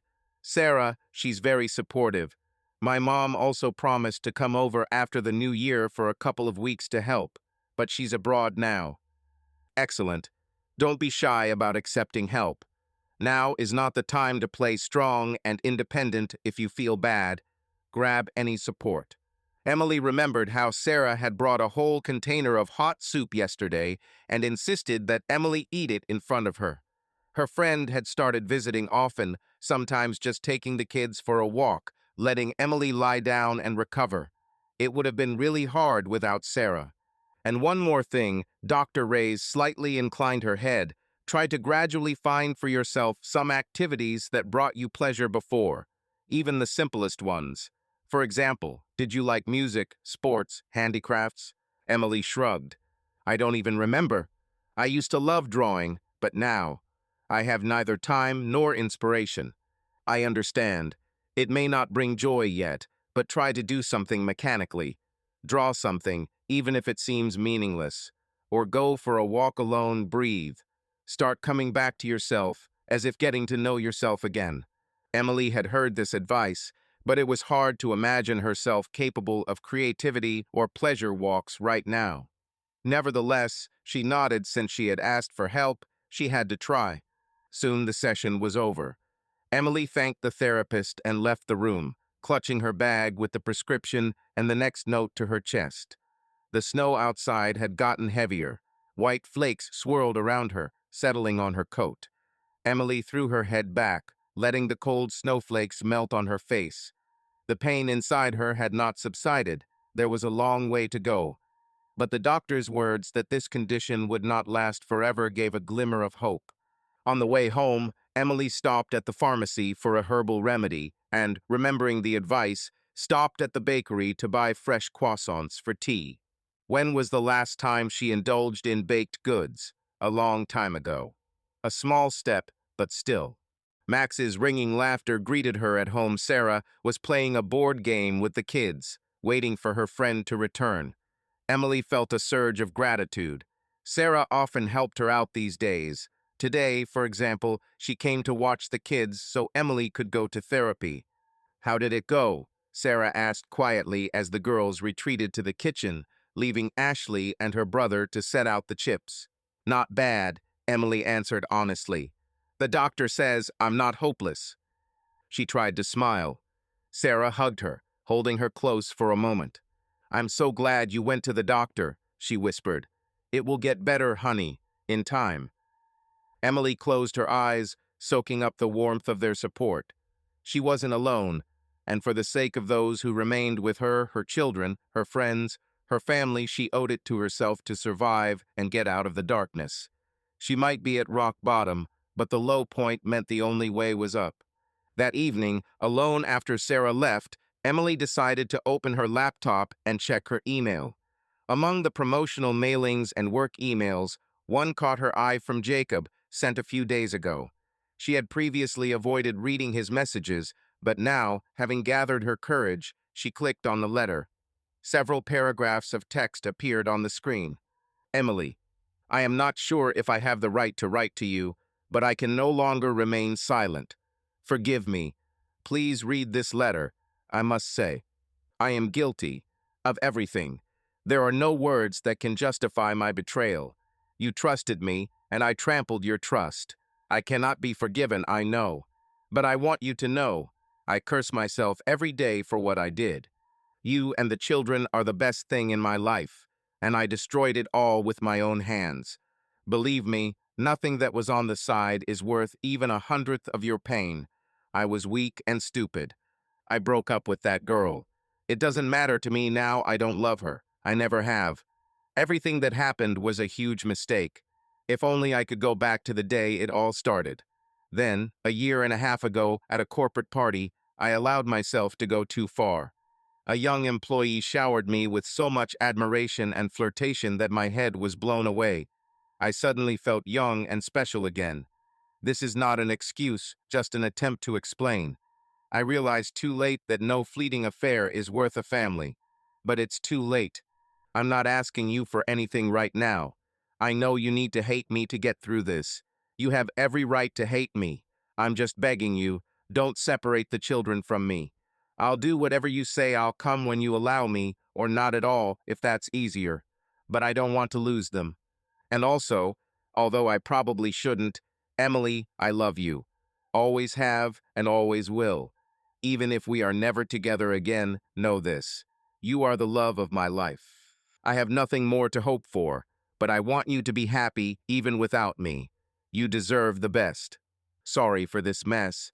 I just wanted to share with you what's tearing me up inside. I guess that's all. You don't have to answer. I'll understand. Sorry again. Jacob. As she read these lines, Emily clenched her fists and wiped away the tears that were rolling down her face. The letter caused a storm of contradictions, fresh pain from his confessions, anger from his attempts to justify himself, but also a strange relief from the sincerity of his repentance. When she finished reading, her heart was pounding. She didn't know what to do with this letter. She was definitely not ready to forgive now. But the hatred, strangely enough, dulled a little after all. Even Jacob admitted in these lines that she was not guilty of anything. Emily closed her laptop without answering. It was too early. Perhaps someday, much later, she would reread this letter and be able to calmly accept his words. But now she still had a long way to go to find herself. Slowly, day by day, life began to settle into a new framework. About a couple of months had passed since that terrible night when Jacob left home. Winter had come into its own. In the mornings, the windows were covered with intricate patterns of frost. There was snow outside, and the children were already looking forward to the holidays. For Emily, these weeks were the hardest in her life, but thanks to the support of her loved ones and her persistence, she gradually rose from the bottom. Herbal drops prescribed by a psychotherapist helped her sleep. She forced herself to eat despite not wanting to, but her strength gradually returned. One morning, Emily caught herself wanting to cook something tasty for breakfast, not only for the children, but for herself as well. This was a small victory. Her appetite returned. She also followed Dr. Ray's advice and resumed drawing. At first, it didn't work out. The pencils seemed not to obey. Her hand drew some angular lines. But Emily didn't give up. Every evening, when the children fell asleep, she sat in the kitchen with a sketchbook and ink. And gradually, the sharpened strokes began to form into drawings. These were simple sketches: a winter landscape outside the window, a portrait of a sleeping Ashley, a still life with a mug of tea. The process was fascinating, and although she did not feel joy as such, at least she felt calm. Thoughts switched from pain to lines and shades. Several times Emily sat up drawing for so long that she did not notice how time passed well past midnight. But the next morning, contrary to expectations, she did not feel completely broken. Creativity seemed to feed her from within. The children also gradually adapted to the new reality. Ashley was still worried. Sometimes she withdrew, could answer her mother rudely, or, on the contrary, try too hard to help around the house, as if she was afraid of upsetting Emily once again. But in general, her daughter began to talk more openly about her feelings. On the advice of the same psychologist, Emily spent 15 minutes of frankness with her in the evenings. The two of them sat in Ashley's room before bed, and the girl could ask any questions or just tell what was on her mind. These conversations were not always easy. Sometimes Ashley cried, remembering her dad, or angrily asked why he betrayed them all. Emily tried to answer honestly, but carefully, remembering the recommendations of psychologists not to demonize the father in the eyes of the child. She explained that Dad did a bad thing, but he loved them, and that everything is complicated between adults. Ashley listened and gradually stopped closing herself off in her fears. At least she knew that her mother was not lying and was ready to talk about this difficult topic. Considering Max's age, they tried not to give him too many worries. He missed his dad, but Emily found a way out of this too. They started a small tradition every night before going to bed. Max would draw a picture for his dad or make a craft with his mom, and then every few days Emily would send these drawings to Jacob by email. Jacob would always reply with a short letter for his son, full of thanks and emoticons, and Max, although he couldn't read yet, would happily listen to his mom read his dad's answer out loud. This indirect form of communication helped smooth things over. Max felt a connection with his father, and Emily could keep her distance, not having to deal with Jacob in person too often. Once a week, Jacob would pick up the kids for the day off, take them to the park, the cinema, or to their grandmother's. Jacob's mother, having learned about what had happened, was very worried and wanted to see her grandchildren. The first few times like this were not easy for Emily. She was literally beside herself, worrying about how the children were doing without her and how they were communicating with their father. But the children came back happy, vying with each other to tell what they had done with their dad. Ashley was a little distant with him, but smiled more often. Max was immensely happy. Emily, listening to them, experienced mixed feelings on the one hand, jealousy and pain on the other, relief that their father was not moving away from them completely. She hardly crossed paths with Jacob. He came to pick up the children and brought them back at the agreed time, remaining on the threshold. Emily greeted him dryly, trying not to meet his gaze. Inside, there was still resentment and bitterness stirring at the sight of him, but not as acute as in the first days. He looked depressed, sometimes trying to start a conversation about business, about Ashley's school, and offered to help. Emily responded politely, but distantly, making it clear. Communication was only on business concerning the children. Jacob understood this and did not impose himself unnecessarily. One such day, when the children went skating with their father, Emily was alone for the whole day for the first time in a long time. Before, loneliness had scared her as soon as she was left without her children. Dark thoughts rolled in. But now she feels more stable. In these couple of months, she felt the ground under her feet again. Uncertainly, as after a serious illness, but still she stood. Emily decided to spend the day not in tears, but usefully. She pulled out a dusty box with the word college written on it from the top shelf of the closet. It contained her old design projects. As she sorted through the sketches and color schemes, she found herself thinking about ideas. Over the years of housekeeping, she had only had occasional jobs, and now it suddenly became clear work could be her salvation. Inspired, Emily sat down at her laptop and began updating her portfolio and resume. A flight of creativity seemed to capture her. Soon, her long-abandoned portfolio came to life on the screen. Logo designs, website layouts, advertising brochures. Sorting through the archives, Emily caught herself being captivated by the process. She even found an old sketch of a corporate identity for an imaginary cafe that she never got to implement, and began enthusiastically refining it, forgetting about everything. Ideas swarmed in her head, her fingers slid quickly across the keyboard. It seemed that the creative spark that had barely smoldered in recent years had finally flared up again with a bright flame. Hour after hour, she collected her best design projects, described her skills. At the same time, she sent a letter to a former colleague who had once invited her to a small design bureau. Was the vacancy still relevant? By evening, she hadn't noticed how time had flown. The house was filled with children's voices. Jacob had brought Ashley and Max. Emily quickly saved the documents and went out to them. The children excitedly shared their impressions of the skating rink. Max was proud that he had been able to skate a whole circle without falling, and Ashley was cheerfully telling how Dad slipped and sat in a snowdrift. Emily smiled as she listened. This scene of her meeting the children, happy and joyful after their fun, had always included Jacob. Now he stood alone at the door, ready to leave. Emily glanced at her husband. He was looking at her with cautious hope, as if he were waiting for something. She realized he was waiting for at least a smile or gratitude for the day with the children. "Thanks for taking them," Emily said quietly, feeling how pleasantly surprised the children were by her words. She really was grateful. She herself did not have the courage to have fun in public yet. "You're welcome," Jacob said quietly. He was a little taken aback by her gratitude and nodded. "If you need anything, you know, I'm always ready." Emily said nothing, just nodded again. Jacob sighed and said goodbye to the children, promising to call them tomorrow. When the door closed behind him, Ashley looked at her mother with curiosity and, it seemed, approval. She had long wanted her mother to stop ignoring her father completely. That evening, while putting her son to bed, Emily thought. Her reaction to Jacob had changed. A polite thank you came to her without the hated lump in her throat. So she was slowly winning her heart back from the pain. Yes, the memories still stung, but gradually a strange calm settled in her soul. At first it seemed frightening to her, was it indifference? But analyzing, Emily realized, rather acceptance. She resigned herself to what had happened as a fact that could not be changed, but could be lived through.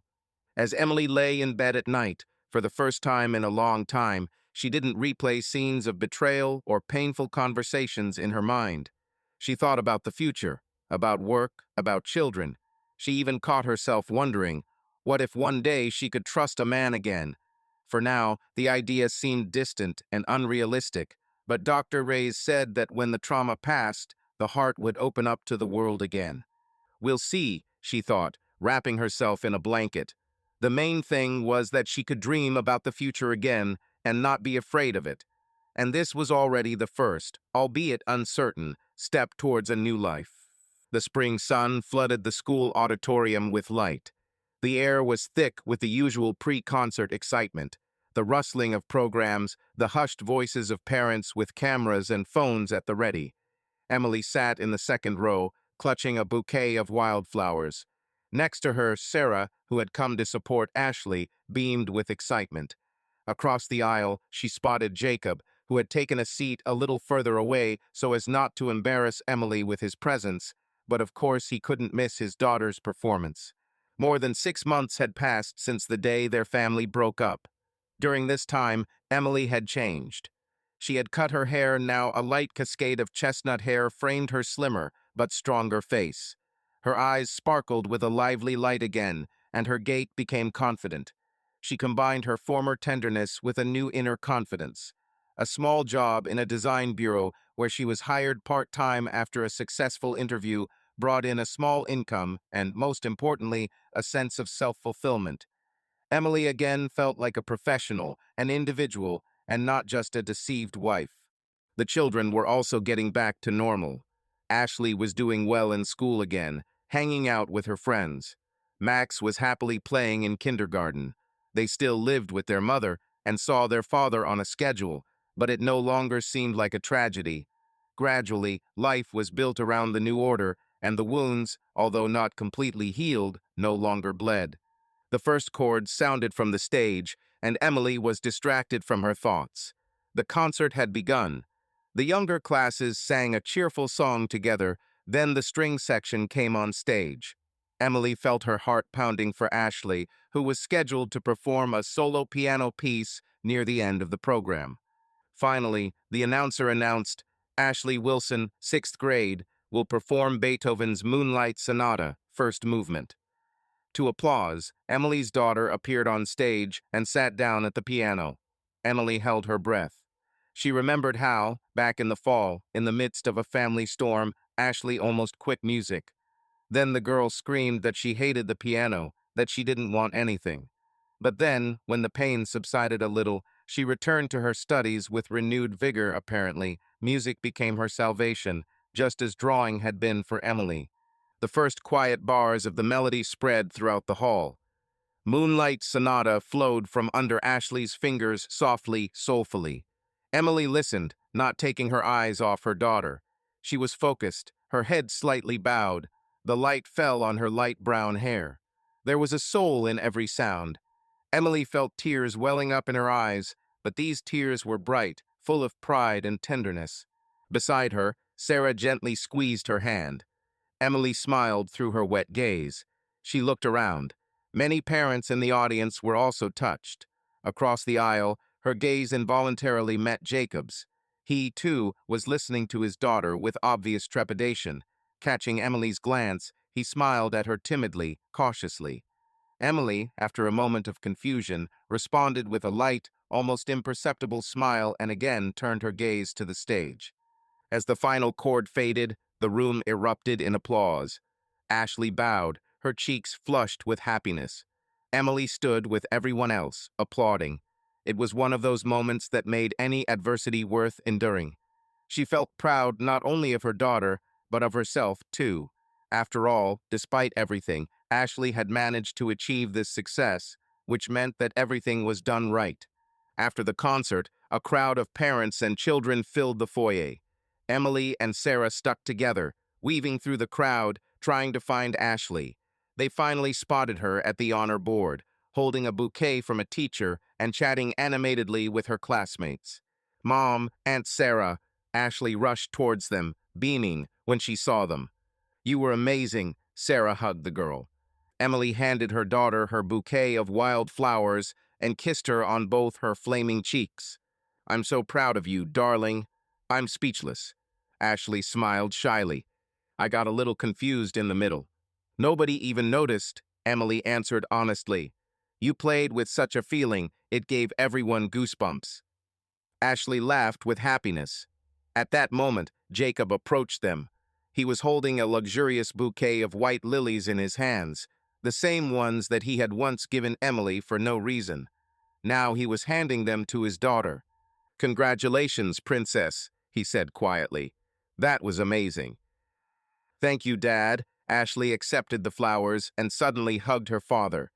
Jacob seemed confused for a moment, but then he hugged his daughter to his chest, closing his eyes. Emily saw his shoulders shake. He was barely coping with the overwhelming emotions.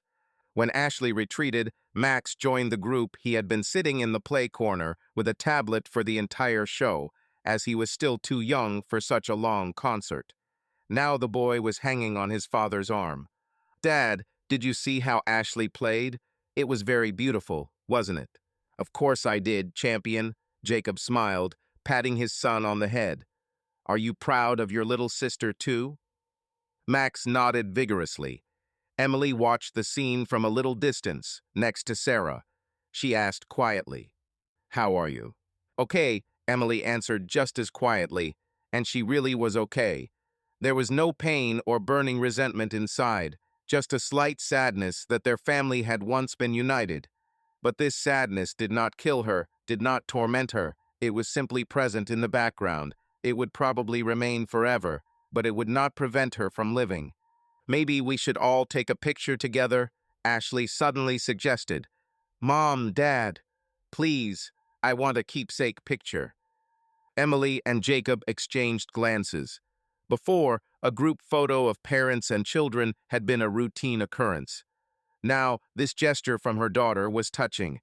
It was as if she was trying to reunite the family, if only for a moment, in the lens of the camera. "Sure, go ahead," Emily said softly. Sarah volunteered to take the photo. Emily and Jacob stood next to each other, the kids nestled between them. Max happily hugged both his mom and dad. Ashley was slightly ahead, still holding both her bouquets. Emily could hear Jacob breathing quickly behind her. He was clearly nervous. She glanced at him, unobtrusively. He looked nervous but grateful for the moment. "Smile," Sarah commanded. They smiled. Flash, click, the picture is ready. Ashley immediately ran to look at the camera screen and was satisfied. "Hooray! Now I will have a photo from the concert. I'll send it to you printed out," Sarah promised, "in a nice frame." The daughter nodded, holding the flowers. Soon the stream of guests began to dissipate. Many went home to celebrate their children's successes. Sarah, winking at Emily, tactfully said goodbye, dragging Max along with her. "I'll take him home by car, and you can talk calmly." Emily nodded gratefully to her friend. She really understood everything without words. Ashley, meanwhile, went to the classroom to help the teachers gather the music and props.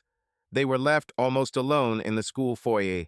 Emily and Jacob found themselves next to each other, for the first time in a long time without any outside witnesses. "Thank you for coming," Emily broke the silence, turning to her ex-husband. "This is important to Ashley." Jacob pressed his lips together and replied quietly, "I wouldn't miss it for anything. And thanks for letting me come." Emily smiled sadly. "I'm not a monster, Jacob. You're the father of my children." He nodded, looking down. They were silent for a few seconds. Then Jacob spoke, tensely, as if gathering his courage. "Emily, maybe we should go for a walk. There's a quiet park a couple of blocks away. We should talk, if you don't mind." Emily looked at him appraisingly. Inwardly, she had long been prepared for this conversation.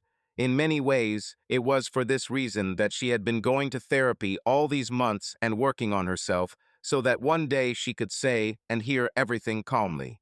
"Okay," she nodded finally. "We have time. Ashley can manage without me for a bit." They went out onto the school porch. The afternoon sun was blinding their eyes. They walked silently along the spring street for a few minutes. The paths were already dry, and the first green grass was visible somewhere. They came to a small park with a playground and a couple of benches under spreading maples. There were almost no people, only a young mother pushing a stroller along the alley. Sunbeams playfully made their way through the young foliage, as if nature itself did not suspect the gravity of the conversation that lay ahead. Emily and Jacob sat down on a bench. He leaned forward, clasping his fingers, clearly choosing his words. Emily waited patiently, feeling only a little nervous. "How strange," she thought. "Once, the very thought of a serious conversation with him made me shudder. But now I am calm." Finally, Jacob exhaled and spoke, looking at the ground. "First of all, thank you for the way you raise our children, for not turning them away from me. You could. You had every right to turn them against me, but you didn't." Emily remained silent. Jacob continued, his voice shaking. I, I am infinitely indebted to you. You are a much better person than I am." "It's not about debt," Emily said softly. "I'm doing it for them, and because it's the right thing to do. Children shouldn't have to answer for their parents' mistakes." He nodded, casting a quick glance at her, and asked quietly, "Do they know about the reason for our breakup?" "Ashley knows," Emily answered honestly. "She heard part of our conversation back then. Max, no, he's too young. I'm not going to tell them the details. They'll figure it out for themselves when they're older if they want to." Jacob squeezed his hands tighter. "Thank you," he whispered. There was an awkward silence. Emily watched a green bud emerge from the maple branch above them. The world was coming to life. Everything around her was being renewed, and so was her life. "Emily," Jacob began again, raising his head. He was looking her straight in the face now, his eyes glistening with moisture. "I know I've done nothing to deserve forgiveness. What I did was unforgivable. I ruined our happiness, I lied to you, I let the children down. Not a day goes by that I don't regret it." He paused, gathering his courage, then spoke more quickly, as if he was afraid of being stopped. "I want you to know, it's over with that girl right after. That night. I quit the company soon after. I couldn't be there anymore. It doesn't matter, of course. You just have to know. I didn't choose her over my family. I was delirious then. I felt like I was wasting my youth, that life had become monotonous. And that's not an excuse. No, I just want to explain that it was all about me, my selfishness and stupidity." Emily listened in silence, feeling strangely calm. No flashes of anger, no sharp pain. She had already experienced all that. Now Jacob's words caused only quiet sadness. "I understand," she said when he fell silent. "I've thought a lot about what could have pushed you to do this. Perhaps there really was a crisis. Yes, it wasn't me. You're right." Jacob looked at her in surprise, not expecting such agreement. Emily continued evenly. "But the fact remains, you made a choice, and the consequences of this choice are for life, for all of us." He hunched over as if trying to hide from his own shame. "Emily, if only I could take it all back," he whispered. "But you can't," she said softly, looking straight ahead. You can't turn back time. We have what we have. For a while, they were both silent, the only sound being the chirping of a sparrow on a branch. Finally, Jacob spoke again, barely audible. You will never be able to forgive me. There was such a helpless plea in his voice that Emily couldn't help but turn to look at him. Tears were streaming down his cheeks. It occurred to her she had never seen Jacob cry before, not once in 12 years, and yet here he was, sobbing like a boy who had lost something priceless. Her heart sank. Taking a deep breath, she carefully placed her hand on his clenched fingers. He flinched at the touch, but did not pull his hands away. I thought never, Emily said quietly. But, you know what I've learned in these months? That it's more me who needs forgiveness than you do. Jacob looked at him blankly. Carrying anger and resentment inside you destroys from the inside, she continued, looking at their touching hands. And I don't want more destruction.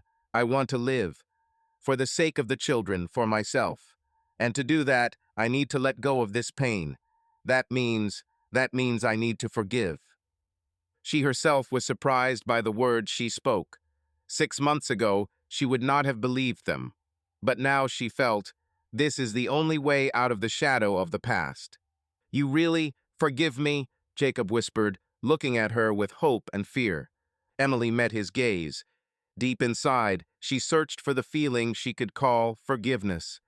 She no longer wanted to take revenge or hurt him. She felt tired of suffering and ready to leave it behind. Yes, she said softly, I forgive you, Jacob. He closed his eyes, another tear rolling down his face. Emily squeezed his hand lightly and pulled her hand away. But that doesn't mean I can forget everything or go back to the way it was, she added after a pause. You asked if I could ever forgive. I can. I probably already have. But I will never be able to trust like before. Jacob nodded sadly, wiping his eyes with the back of his hand. I understand, he said hoarsely. I don't dare ask to return. You've been through so much because of me. Emily smiled sadly. You know, I used to think that I couldn't live without you. But it turned out that I could. I did. She turned her gaze to the spring sky, where bright rays were breaking through between the clouds. It hurt so much, she continued, and Jacob listened, holding his breath. It felt like my life was over. But day by day, I rebuilt myself. And now I have children, a job, friends. I have myself, after all. That's a lot. She turned to him. I don't know what will happen next. Maybe one day I will meet another person, or I will be alone, time will tell. But I know for sure, I will not dissolve in anyone again until I lose myself. This is a lesson I have learned. Jacob looked sadly at his wife, the woman he had once loved and continued to love, but who now seemed to be at a lifelong distance from him. You've become even more beautiful, he said quietly. Strong, wise. I've truly lost the most valuable thing in life. Emily felt her heart flutter. Not long ago, these words would probably have given her hope, but now she took them as a belated compliment, nothing more. I guess we were supposed to grow up together, become wiser, she said quietly, but it turned out differently. They were silent for a moment longer, then Emily straightened up and said softly, It's time for us to go back. Jacob stood up too. They walked back toward the school, side by side. There was no longer the distance between them, but there was no longer the closeness of the past. Here were two people who had once loved each other, now connected only by their children and their shared past. Jacob stopped at the school doors. Thank you for this conversation, he said seriously, and for your forgiveness. You have no idea how much that means to me. Emily nodded. I hope it will help you to live on too. Jacob smiled sadly. I deserve to live with this burden, but I will try to become better, at least for Ashley and Max. That's right, she agreed. They walked into the building. Ashley was already waiting in the foyer, sheet music in hand, chatting with the music teacher. She beamed when she saw her parents together, probably thinking they had been hanging out all this time, and her family photo, at least in her mind, came to life. Emily and Jacob exchanged knowing glances. Their conversations would mostly be about children and necessities from now on, but this one conversation, honest and difficult, had drawn a line under a painful past. As he said goodbye, Jacob asked cautiously, Can, can I call you sometimes? To find out how you. Emily thought for a moment, then replied, Just business, Jacob. You'd better focus your energy on communicating with the kids. He looked down. Got it. Sorry. They parted at the school porch. Jacob went to his car, Emily to Sarah and the kids. She felt light and happy inside. She had let go of the past. A new life awaited her, one she had already begun to build with her own hands. The summer was warm and calm. For the first time in many years, Emily allowed herself to taste freedom. She vaguely remembered the last time she had greeted June in such a peaceful state. Usually, the beginning of summer is always hectic. Children finish the school year, plans for the holidays, worries. This time, everything was different. There were worries, but there was no nervousness. After the spring concert, life returned to a stable course. Emily continued working at the design bureau, where her talent was soon appreciated, and she was offered a full-time position starting in the fall, when Max would go to first grade. She happily agreed. The work brought her pleasure and self-confidence. The children also benefited from the changes. Ashley looked more mature and responsible. Over the summer, she had grown not only physically, but also internally. She helped Emily with Max, was creative. She took guitar lessons in addition to piano. Max went to preparatory classes before school, and Emily saw how he proudly wrote letters in his copybooks, trying to be as diligent as his older sister. Jacob remained a loving father to the children. Every weekend he would pick them up at his place or take them to his parents' farm outside the city. Emily noticed that after their conversation in the spring, Jacob had changed. There was no longer the old tension or uncertainty during meetings. He behaved respectfully but calmly, understanding the boundaries. Sometimes, when he returned the children, he would tell Emily news about his new job. He got a job as a consultant in a small company, or share funny stories about Max's antics at his grandfather's. These conversations were short and friendly. Emily maintained a neutral tone, but she herself found it easier to communicate when the emotional wounds had already healed. In the summer, they decided to formalize their divorce. This step seemed like a logical conclusion to the stage. One July morning, they went together to the city administration to sign the necessary documents. The procedure was quiet and routine, filling out forms, a few formal questions. Emily expected a stir of pain in her soul when she signed the divorce certificate, but she felt only a slight sadness and, at the same time, relief. They had both long ago internally let go of each other, and the official end only cemented the new state of affairs. Outside the administration building, Jacob asked if he could hug her goodbye. Emily hesitated a bit, but then allowed it, briefly, in a friendly way. His hands trembled on her back, perhaps holding back his emotions. Emily, too, closed her eyes for a moment, releasing in this embrace a farewell ray of warmth to what had once been love. Then they parted, each on his own path. When Emily returned home after the divorce was finalized, she first took down the old wedding photo that was still hanging in the hallway. She had kept it mostly out of inertia, barely looking at it in recent months. Now she calmly took the picture out of the frame and put it in a box. In its place, she hung another photo, the one from Ashley's concert, where she is standing with the children, happy and smiling. Sarah gave her this photo in a beautiful frame for her birthday in June. Emily then shed tears, holding this image of the new family in her hands. She is in the middle, hugging Max and Ashley. All three are smiling at the camera. Not a shadow of sadness, only the joy of what was achieved after difficulties. Now this photo has taken pride of place in the house. Over the following weeks, Emily gradually refreshed the house. She repainted the living room walls a lighter shade, replaced the curtains, and updated the kitchen linens. These changes, although superficial, lifted her spirits. The house now felt new, in keeping with her own renewed life. One warm August evening, she and her mother were sitting on the porch of the house and drinking tea. The children were already asleep after a busy day, and there was a quiet, starry night all around. Mom gently stroked Emily's hand. Daughter, I'm proud of you. Honestly, not every woman would be able to get up after such a blow, but you were able to. Emily smiled shyly, covering her mother's trembling fingers with her palm. I just had to, Mom, for the sake of the children, and you raised me to be strong. No, my dear, the mother shook her head. It's all your fault. I was worried when it all happened. I was so far away from you, I couldn't find a place for myself.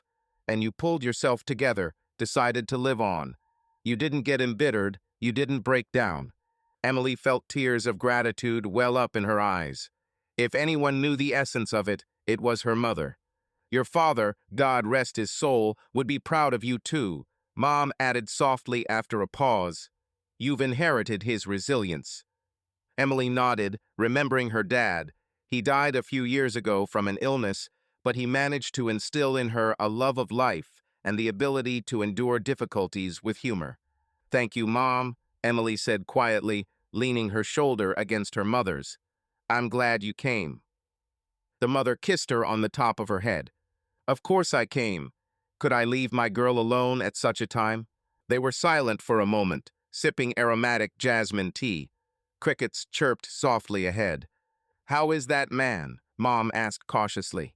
Emily knew she meant Jacob, but they hadn't discussed him once in the week and a half they'd been visiting. I don't know exactly, Emily answered. He communicates with the children. I heard he works, it seems he's trying to improve, but that's not important anymore. Mom looked closely at her face. And you? Aren't you lonely without a man? I have you and the kids, and friends. That's enough for me, Emily said honestly. The mother smiled slightly. This is for now. You are a beauty young. You will still meet a good man's shoulder. Emily shrugged, not wanting to speculate about her personal life right now. The main thing is that I feel like myself again, Mom, she said. The rest is up to me. Mom nodded approvingly. That's right. Everything is still ahead of you, my dear. Remember, there is no night without dawn, and your dawn has already come. They finished their tea, hugging each other and looking at the quiet stars. Emily inhaled the familiar, calming scent of her mother's perfume and thought about how lucky she was to have the people close to her. Thanks to their love, she survived the worst and now looked to the future without fear. On the eve of September 1st, Emily and the children went shopping for school. The three of them happily chose Max's first backpack and a pencil case with cars and bought Ashley new notebooks and a uniform. On this occasion, they decided to throw a small party in the evening of farewell to the holidays. Emily and the children baked a big berry pie, invited Sarah and her niece. Her friend's sister was also raising a child alone, and their company got along great.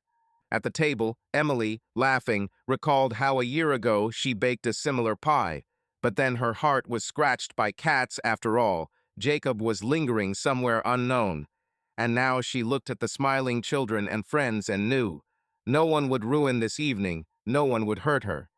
This was her newfound freedom, the freedom to no longer depend on someone else's lies.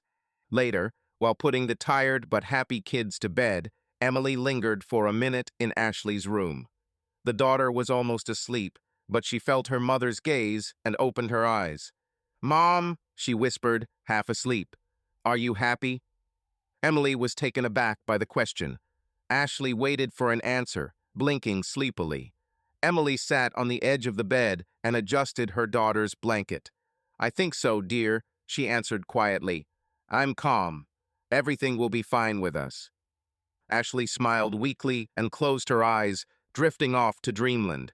Emily sat in the dark room for a long time, pondering the question. Was she happy? Inside, she still bore the scars. Probably they would remain forever. But her children were there. She had a cause she was passionate about, her friends and family. She felt the strength to cope with any future difficulties. Wasn't that what happiness was? Not cloudless euphoria, but quiet confidence in the future and contentment with the present moment? Perhaps so. At least for her now, this was exactly the state that meant being happy. Twinkling stars peered through the window. Emily left her daughter to rest and went out onto the balcony. The warm August breeze touched her hair. She looked up at the dark sky. Somewhere out there, among the myriad stars, was probably her own little ray of hope, one that hadn't gone out, even when life had grown dark. Emily smiled at the night, quietly thanking fate for helping her endure. Autumn had come into its own again. Yellow and crimson leaves swirled around the yard, as if repeating the dance of the previous year, but in Emily's life everything was different now. Exactly 1 year had passed since the day when her calm world had collapsed. Now, early on an October morning, Emily sat on the veranda of her house with a mug of hot coffee. She watched the rays of the sun break through the thinning foliage of the old maple tree and smiled at her thoughts. The children were at school. Max proudly wore his first grader uniform, and Ashley had moved up to 7th grade. Their morning preparations were filled with fuss and laughter. Max couldn't find one shoe, and Ashley helped him, combining this with braiding her own hair. Emily, sipping her coffee, warmly recalled this everyday scene. A year ago, the morning had been cold and gloomy, not only in the weather, but also in her heart. And today she felt calm. On her lap lay a leather notebook, a diary she had started keeping on the advice of a psychologist last winter. Emily flipped through the pages, looking at entries from different days, notes about experiences here, lists of goals there, and then pasted in children's drawings that inspired her to smile in a difficult moment. The notebook became a reflection of her journey. She found a page dated almost a year ago, late October, shortly after the betrayal. The text was written in a nervous hand, blurred in places by tears. Emily began to read, and her memory of the state she had been in at the time came to her. I don't know how to live on. The pain is washing over me in waves. I can barely breathe. Today I could barely get out of bed, make the kids breakfast, and then I burst into tears while they weren't looking. I'm falling apart from the inside. Why did this happen to me? What did I do to deserve such betrayal? Maybe I really am not good enough. The reflection in the mirror is frightening. Dull eyes, a dull look. Is it me? Was I ever happy? I can't believe it now. It seems like there is only emptiness ahead. I ask that this pain let go someday. Let me feel the taste of life again. Line after line, the despair of her past self echoed dully in Emily's soul. She remembered that day. The rain pounded the window, the children were at their grandmother's, and for the first time she was alone with her grief and poured it out on paper. Then it seemed to her that a ray of light would never break through. Emily sighed and turned the page. An entry several months later, in the spring. Today I smiled. I smiled genuinely, not through force.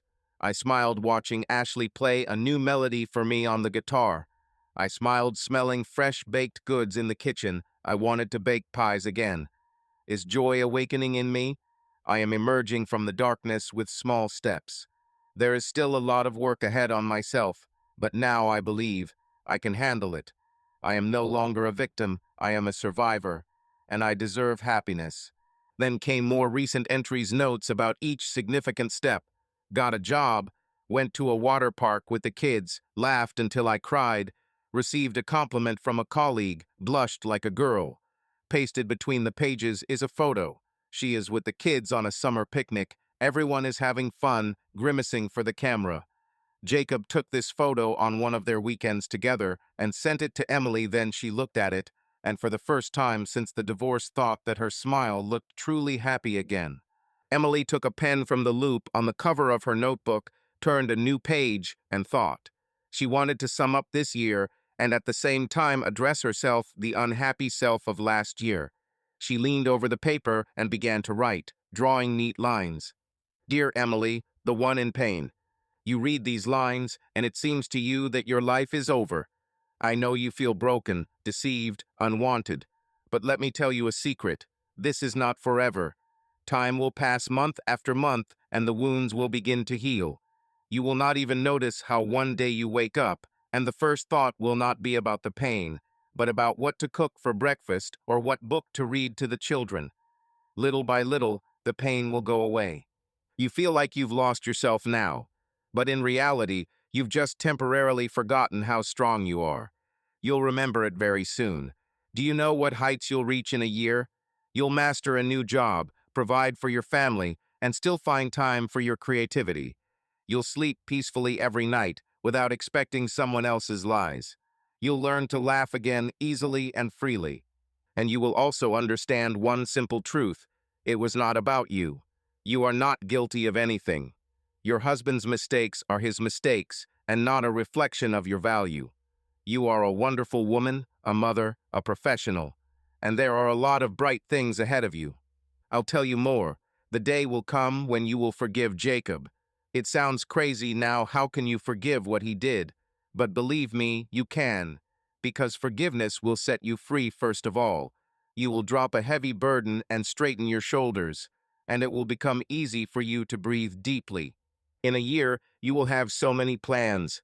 You will build a new kitchen. Yes, you will decide to do the renovation you have been dreaming about. You will decide to take the children to the ocean. Remember, you kept putting off this trip? Now nothing is holding you back. You will buy the tickets yourself and take your little ones to the waves. I envy you, to be honest, because there are so many wonderful moments ahead. Max's first successes at school, Ashley's victories in competitions, new friends, new feelings. Yes, yes, you heard right. Now it seems to you that your heart is closed forever, but it is still capable of love. It is too early to think about it, just know. Your heart will still respond to someone's smile. My dear, the most important thing is that you will learn to love yourself. Not when you are perfect or do everything right, but simply because you are you, with all your weaknesses, mistakes, with everything you have experienced. One day you will look in the mirror and see a beautiful, strong woman worthy of happiness, and you will recognize yourself in her. I want to hug you, the past, and say, hold on, everything will be fine. Believe me, I know. Just a little bit more, and the dawn will break through the longest night. With love and pride for you. Emily, the one who put herself back together. Emily put her pen down after writing the last words. Her eyes were shining with tears, but there was a smile on her lips. She reread what she had written. Every word came from the heart. Emily closed the diary, hugged it to her chest, and looked at the sky. Her soul was quiet and bright. Yes, a year of trials had passed, but it had not been in vain. She had become different, stronger, wiser, kinder to herself, and she had her whole life ahead of her. Emily wondered how many women were broken by such betrayal. She wished she could hug each one and tell them, no matter what happens, there is strength inside you to survive. It is there, you just have to find it and believe in yourself. It took her time, but she did it, and so can others. At that moment, the phone in her pocket rang. Emily looked at the screen. An unfamiliar number appeared. She was a little surprised, but decided to answer. Hello? Hello, this is Mark. A male voice rang out. Sorry if I'm bothering you. We're working on a project together at the bureau. I came to see you today, but you were already gone. I wanted to clarify a couple of details about the layout. Can we talk now? Emily remembered the tall, handsome designer who had recently joined their team. They had exchanged a few words the other day, and she had thought she had seen a glimmer of interest in his brown eyes. Now he was calling, and judging by his confused tone, he was glad to hear her voice. Yes, of course, Mark, Emily said softly. I'd be happy to help. Sunlight streamed onto the veranda, warming her shoulders. Emily opened her laptop and, smiling, began discussing the details of the project with her colleague. There was a lot of work ahead, a lot of discoveries, and perhaps new pleasant acquaintances. She was ready for it. After finishing the conversation, Emily sat for another minute, enjoying the moment. A year ago, she thought that happiness was gone forever. But now, listening to the cheerful chirping of sparrows and feeling harmony in her soul, she knew. This is happiness. Maybe not a fairy tale, not cloudless, but her own, suffered and therefore priceless. Emily smiled at the new thoughts, rose from her cozy wicker chair, put her mug down, and went into the house. She had exciting work ahead of her, and after that, her beloved children would return from school, and she planned to cook them a special dinner.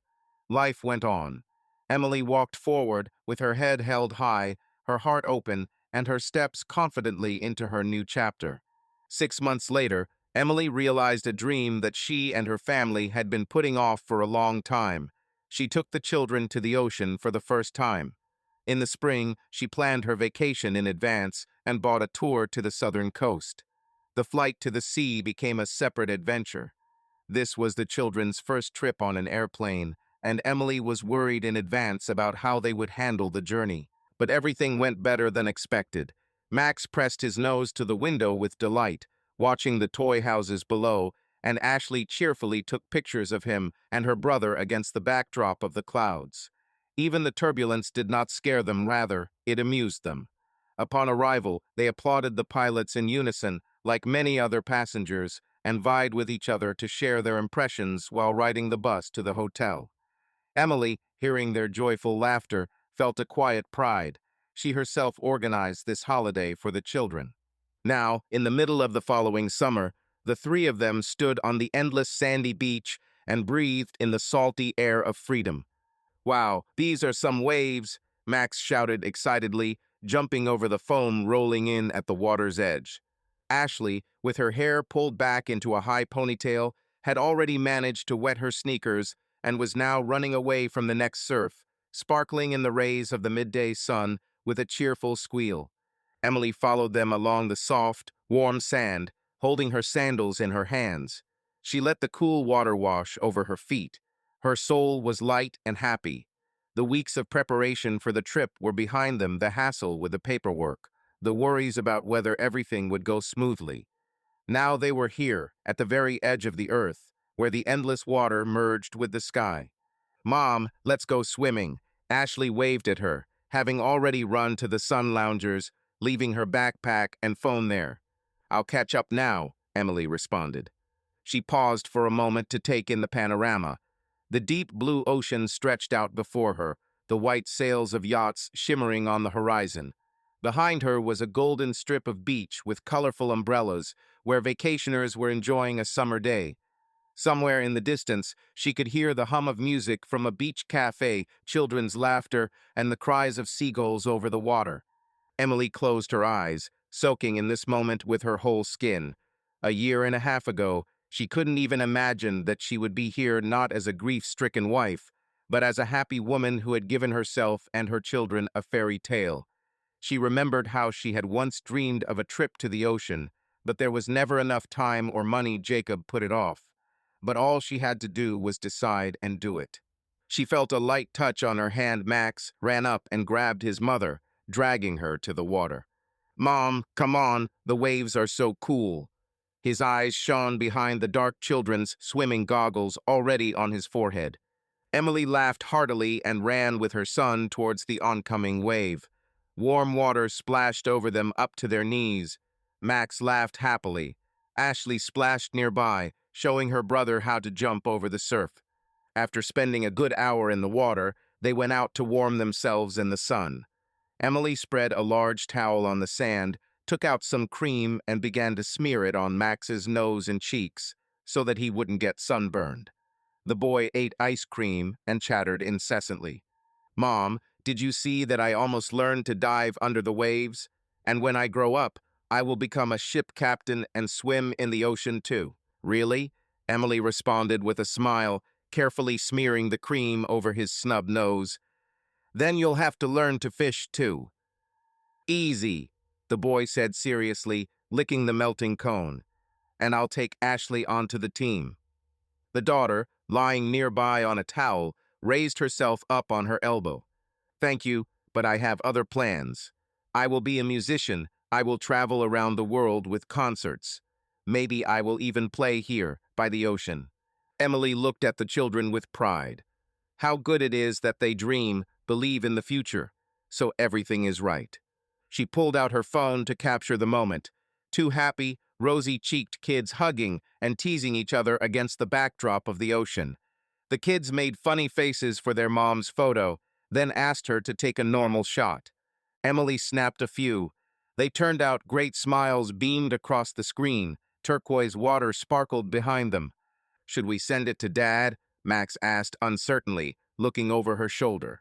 Emily thought for a moment, but then nodded with a slight smile. Of course, we will send it. Let him be happy for you. Max jumped up and down happily. Ashley calmly approved. I think Dad will be pleased. Emily typed a few words to Jacob and attached the best photo. We're doing great. Greetings from the ocean. A few minutes later, she received a reply with a scattering of emoticons and a short, You're awesome. Have a great vacation. Emily put the phone away. Now she felt only a warm wave of gratitude. Yes, her marriage had fallen apart, but her life had not ended there. She had gained something valuable, faith in herself. That evening, the three of them sat on the sand by the water, watching the sunset. The scarlet sun sank slowly below the horizon, painting the sky pink and gold. Emily hugged the children from both sides, and they silently admired how the daylight faded over the calm waves. At that moment, words were not needed. A shared quiet happiness reigned in their hearts. Towards the wind, towards new days forward, with a smile. A new chapter of Emily's life was beginning, a chapter she was writing with her own hand, believing in herself and her right to happiness. Almost 2 years have passed since the day Emily's world turned upside down. During this time, many new things have appeared in her life, including new people. One of them was Mark, her colleague at the design bureau. Tall, brown-haired, with an open smile, he joined their team last fall, and from the very first days, an easy, unobtrusive understanding arose between him and Emily. At first, they communicated strictly on work issues, but gradually the conversations began to go beyond projects. In December, on the eve of the Christmas holidays, the bureau threw a small party for the employees. Emily hesitated for a long time whether to go. Noisy events had never been her thing before, and she needed to leave the children for the evening. But her mother, who had come to visit again, literally sent her daughter away. Go have fun, I'll babysit the grandchildren. Before leaving the house, Emily, out of habit, spent a long time in front of the mirror, choosing an outfit. She wanted to look elegant, but not too fancy. In the end, she settled on a laconic dress of a noble emerald color, which favorably emphasized the color of her eyes. Her mother, seeing her daughter at the door, whistled admiringly. What beauty I have! Get ready, the gentleman will be in stacks at your feet. Emily laughed shyly in response, but the compliment gave her confidence. And so, Emily found herself in a cozy restaurant hall, decorated with garlands and fir branches. Colleagues were chatting, laughing, and someone was already dancing to the music. Emily, in an emerald dress, kept a little to the side, sipping non-alcoholic mulled wine. She felt both unusual and nervous. This was the first party in a long time where she went not as someone's wife, but on her own. Aren't you bored? A pleasant male voice said nearby. Emily turned around and met Mark's gaze. He was dressed casually, jeans, a light sweater, and looked as slightly embarrassed as she felt. A little, she admitted, smiling. I'm out of the habit of such gatherings. Mark nodded understandingly and, after hesitating for a moment, suggested, maybe we should go outside for some fresh air. It's a bit stuffy here. Emily agreed with relief. The two of them walked out onto the small terrace where the lights twinkled. The winter night air was crisp, their breath turned into white steam. Emily shivered from the cold, and Mark wordlessly took off his jacket, throwing it over her shoulders. Thank you, she said quietly, touched by the gesture. Mark smiled. It's nothing.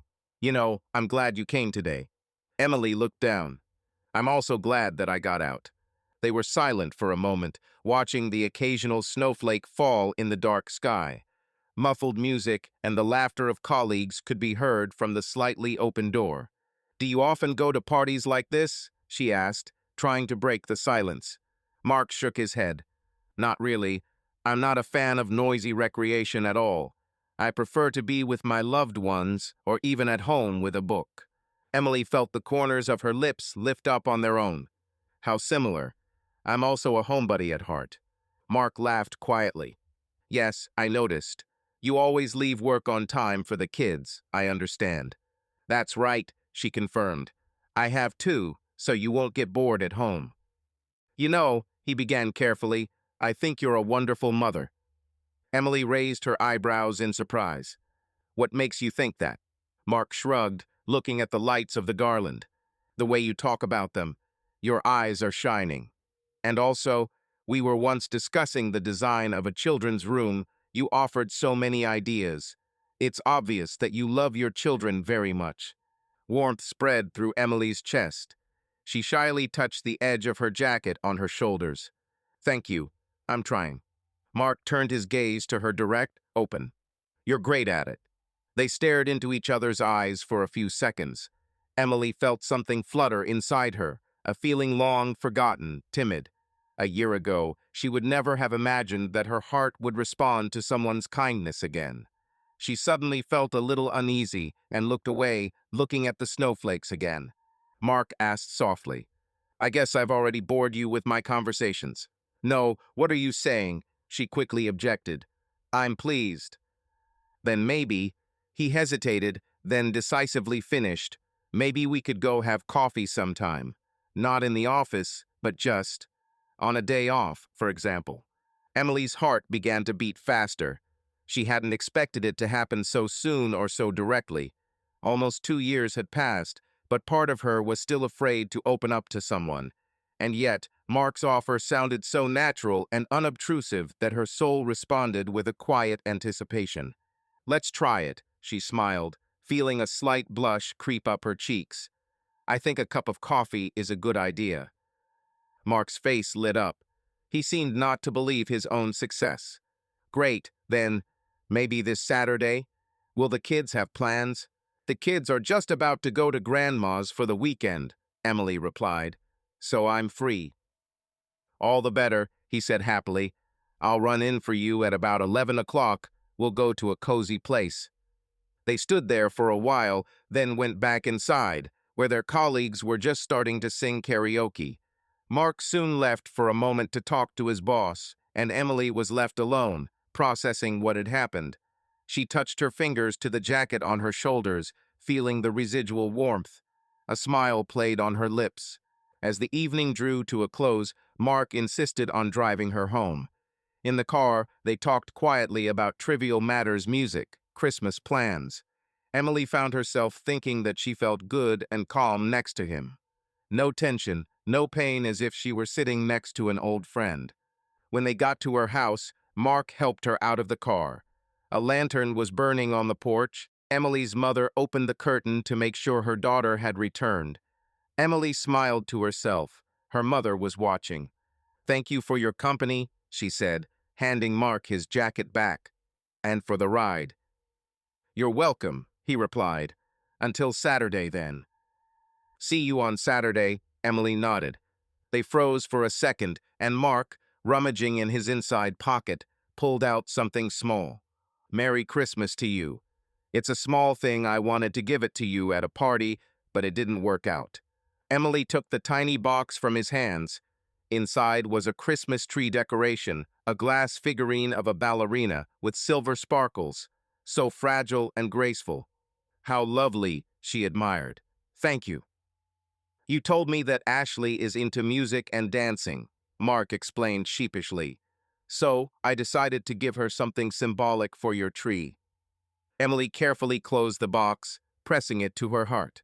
I like it very much, and she will like it, I'm sure. They exchanged warm glances. There was an awkward anticipation in the air, but Mark only nodded. Good night, Emily. Happy holidays to you again. And you, she answered softly. Emily felt a strange lightness in her soul as she watched his car disappear around the corner. She quietly entered the house, trying not to make any noise. Her mother looked out of the living room, smiled at her daughter's beaming face, and immediately retreated without asking any questions. Emily went upstairs to her room. A night lamp was on the nightstand, illuminating a photograph, the one of her and the children at the concert. Next to it stood another frame, in which they had recently placed a photo from the ocean shore.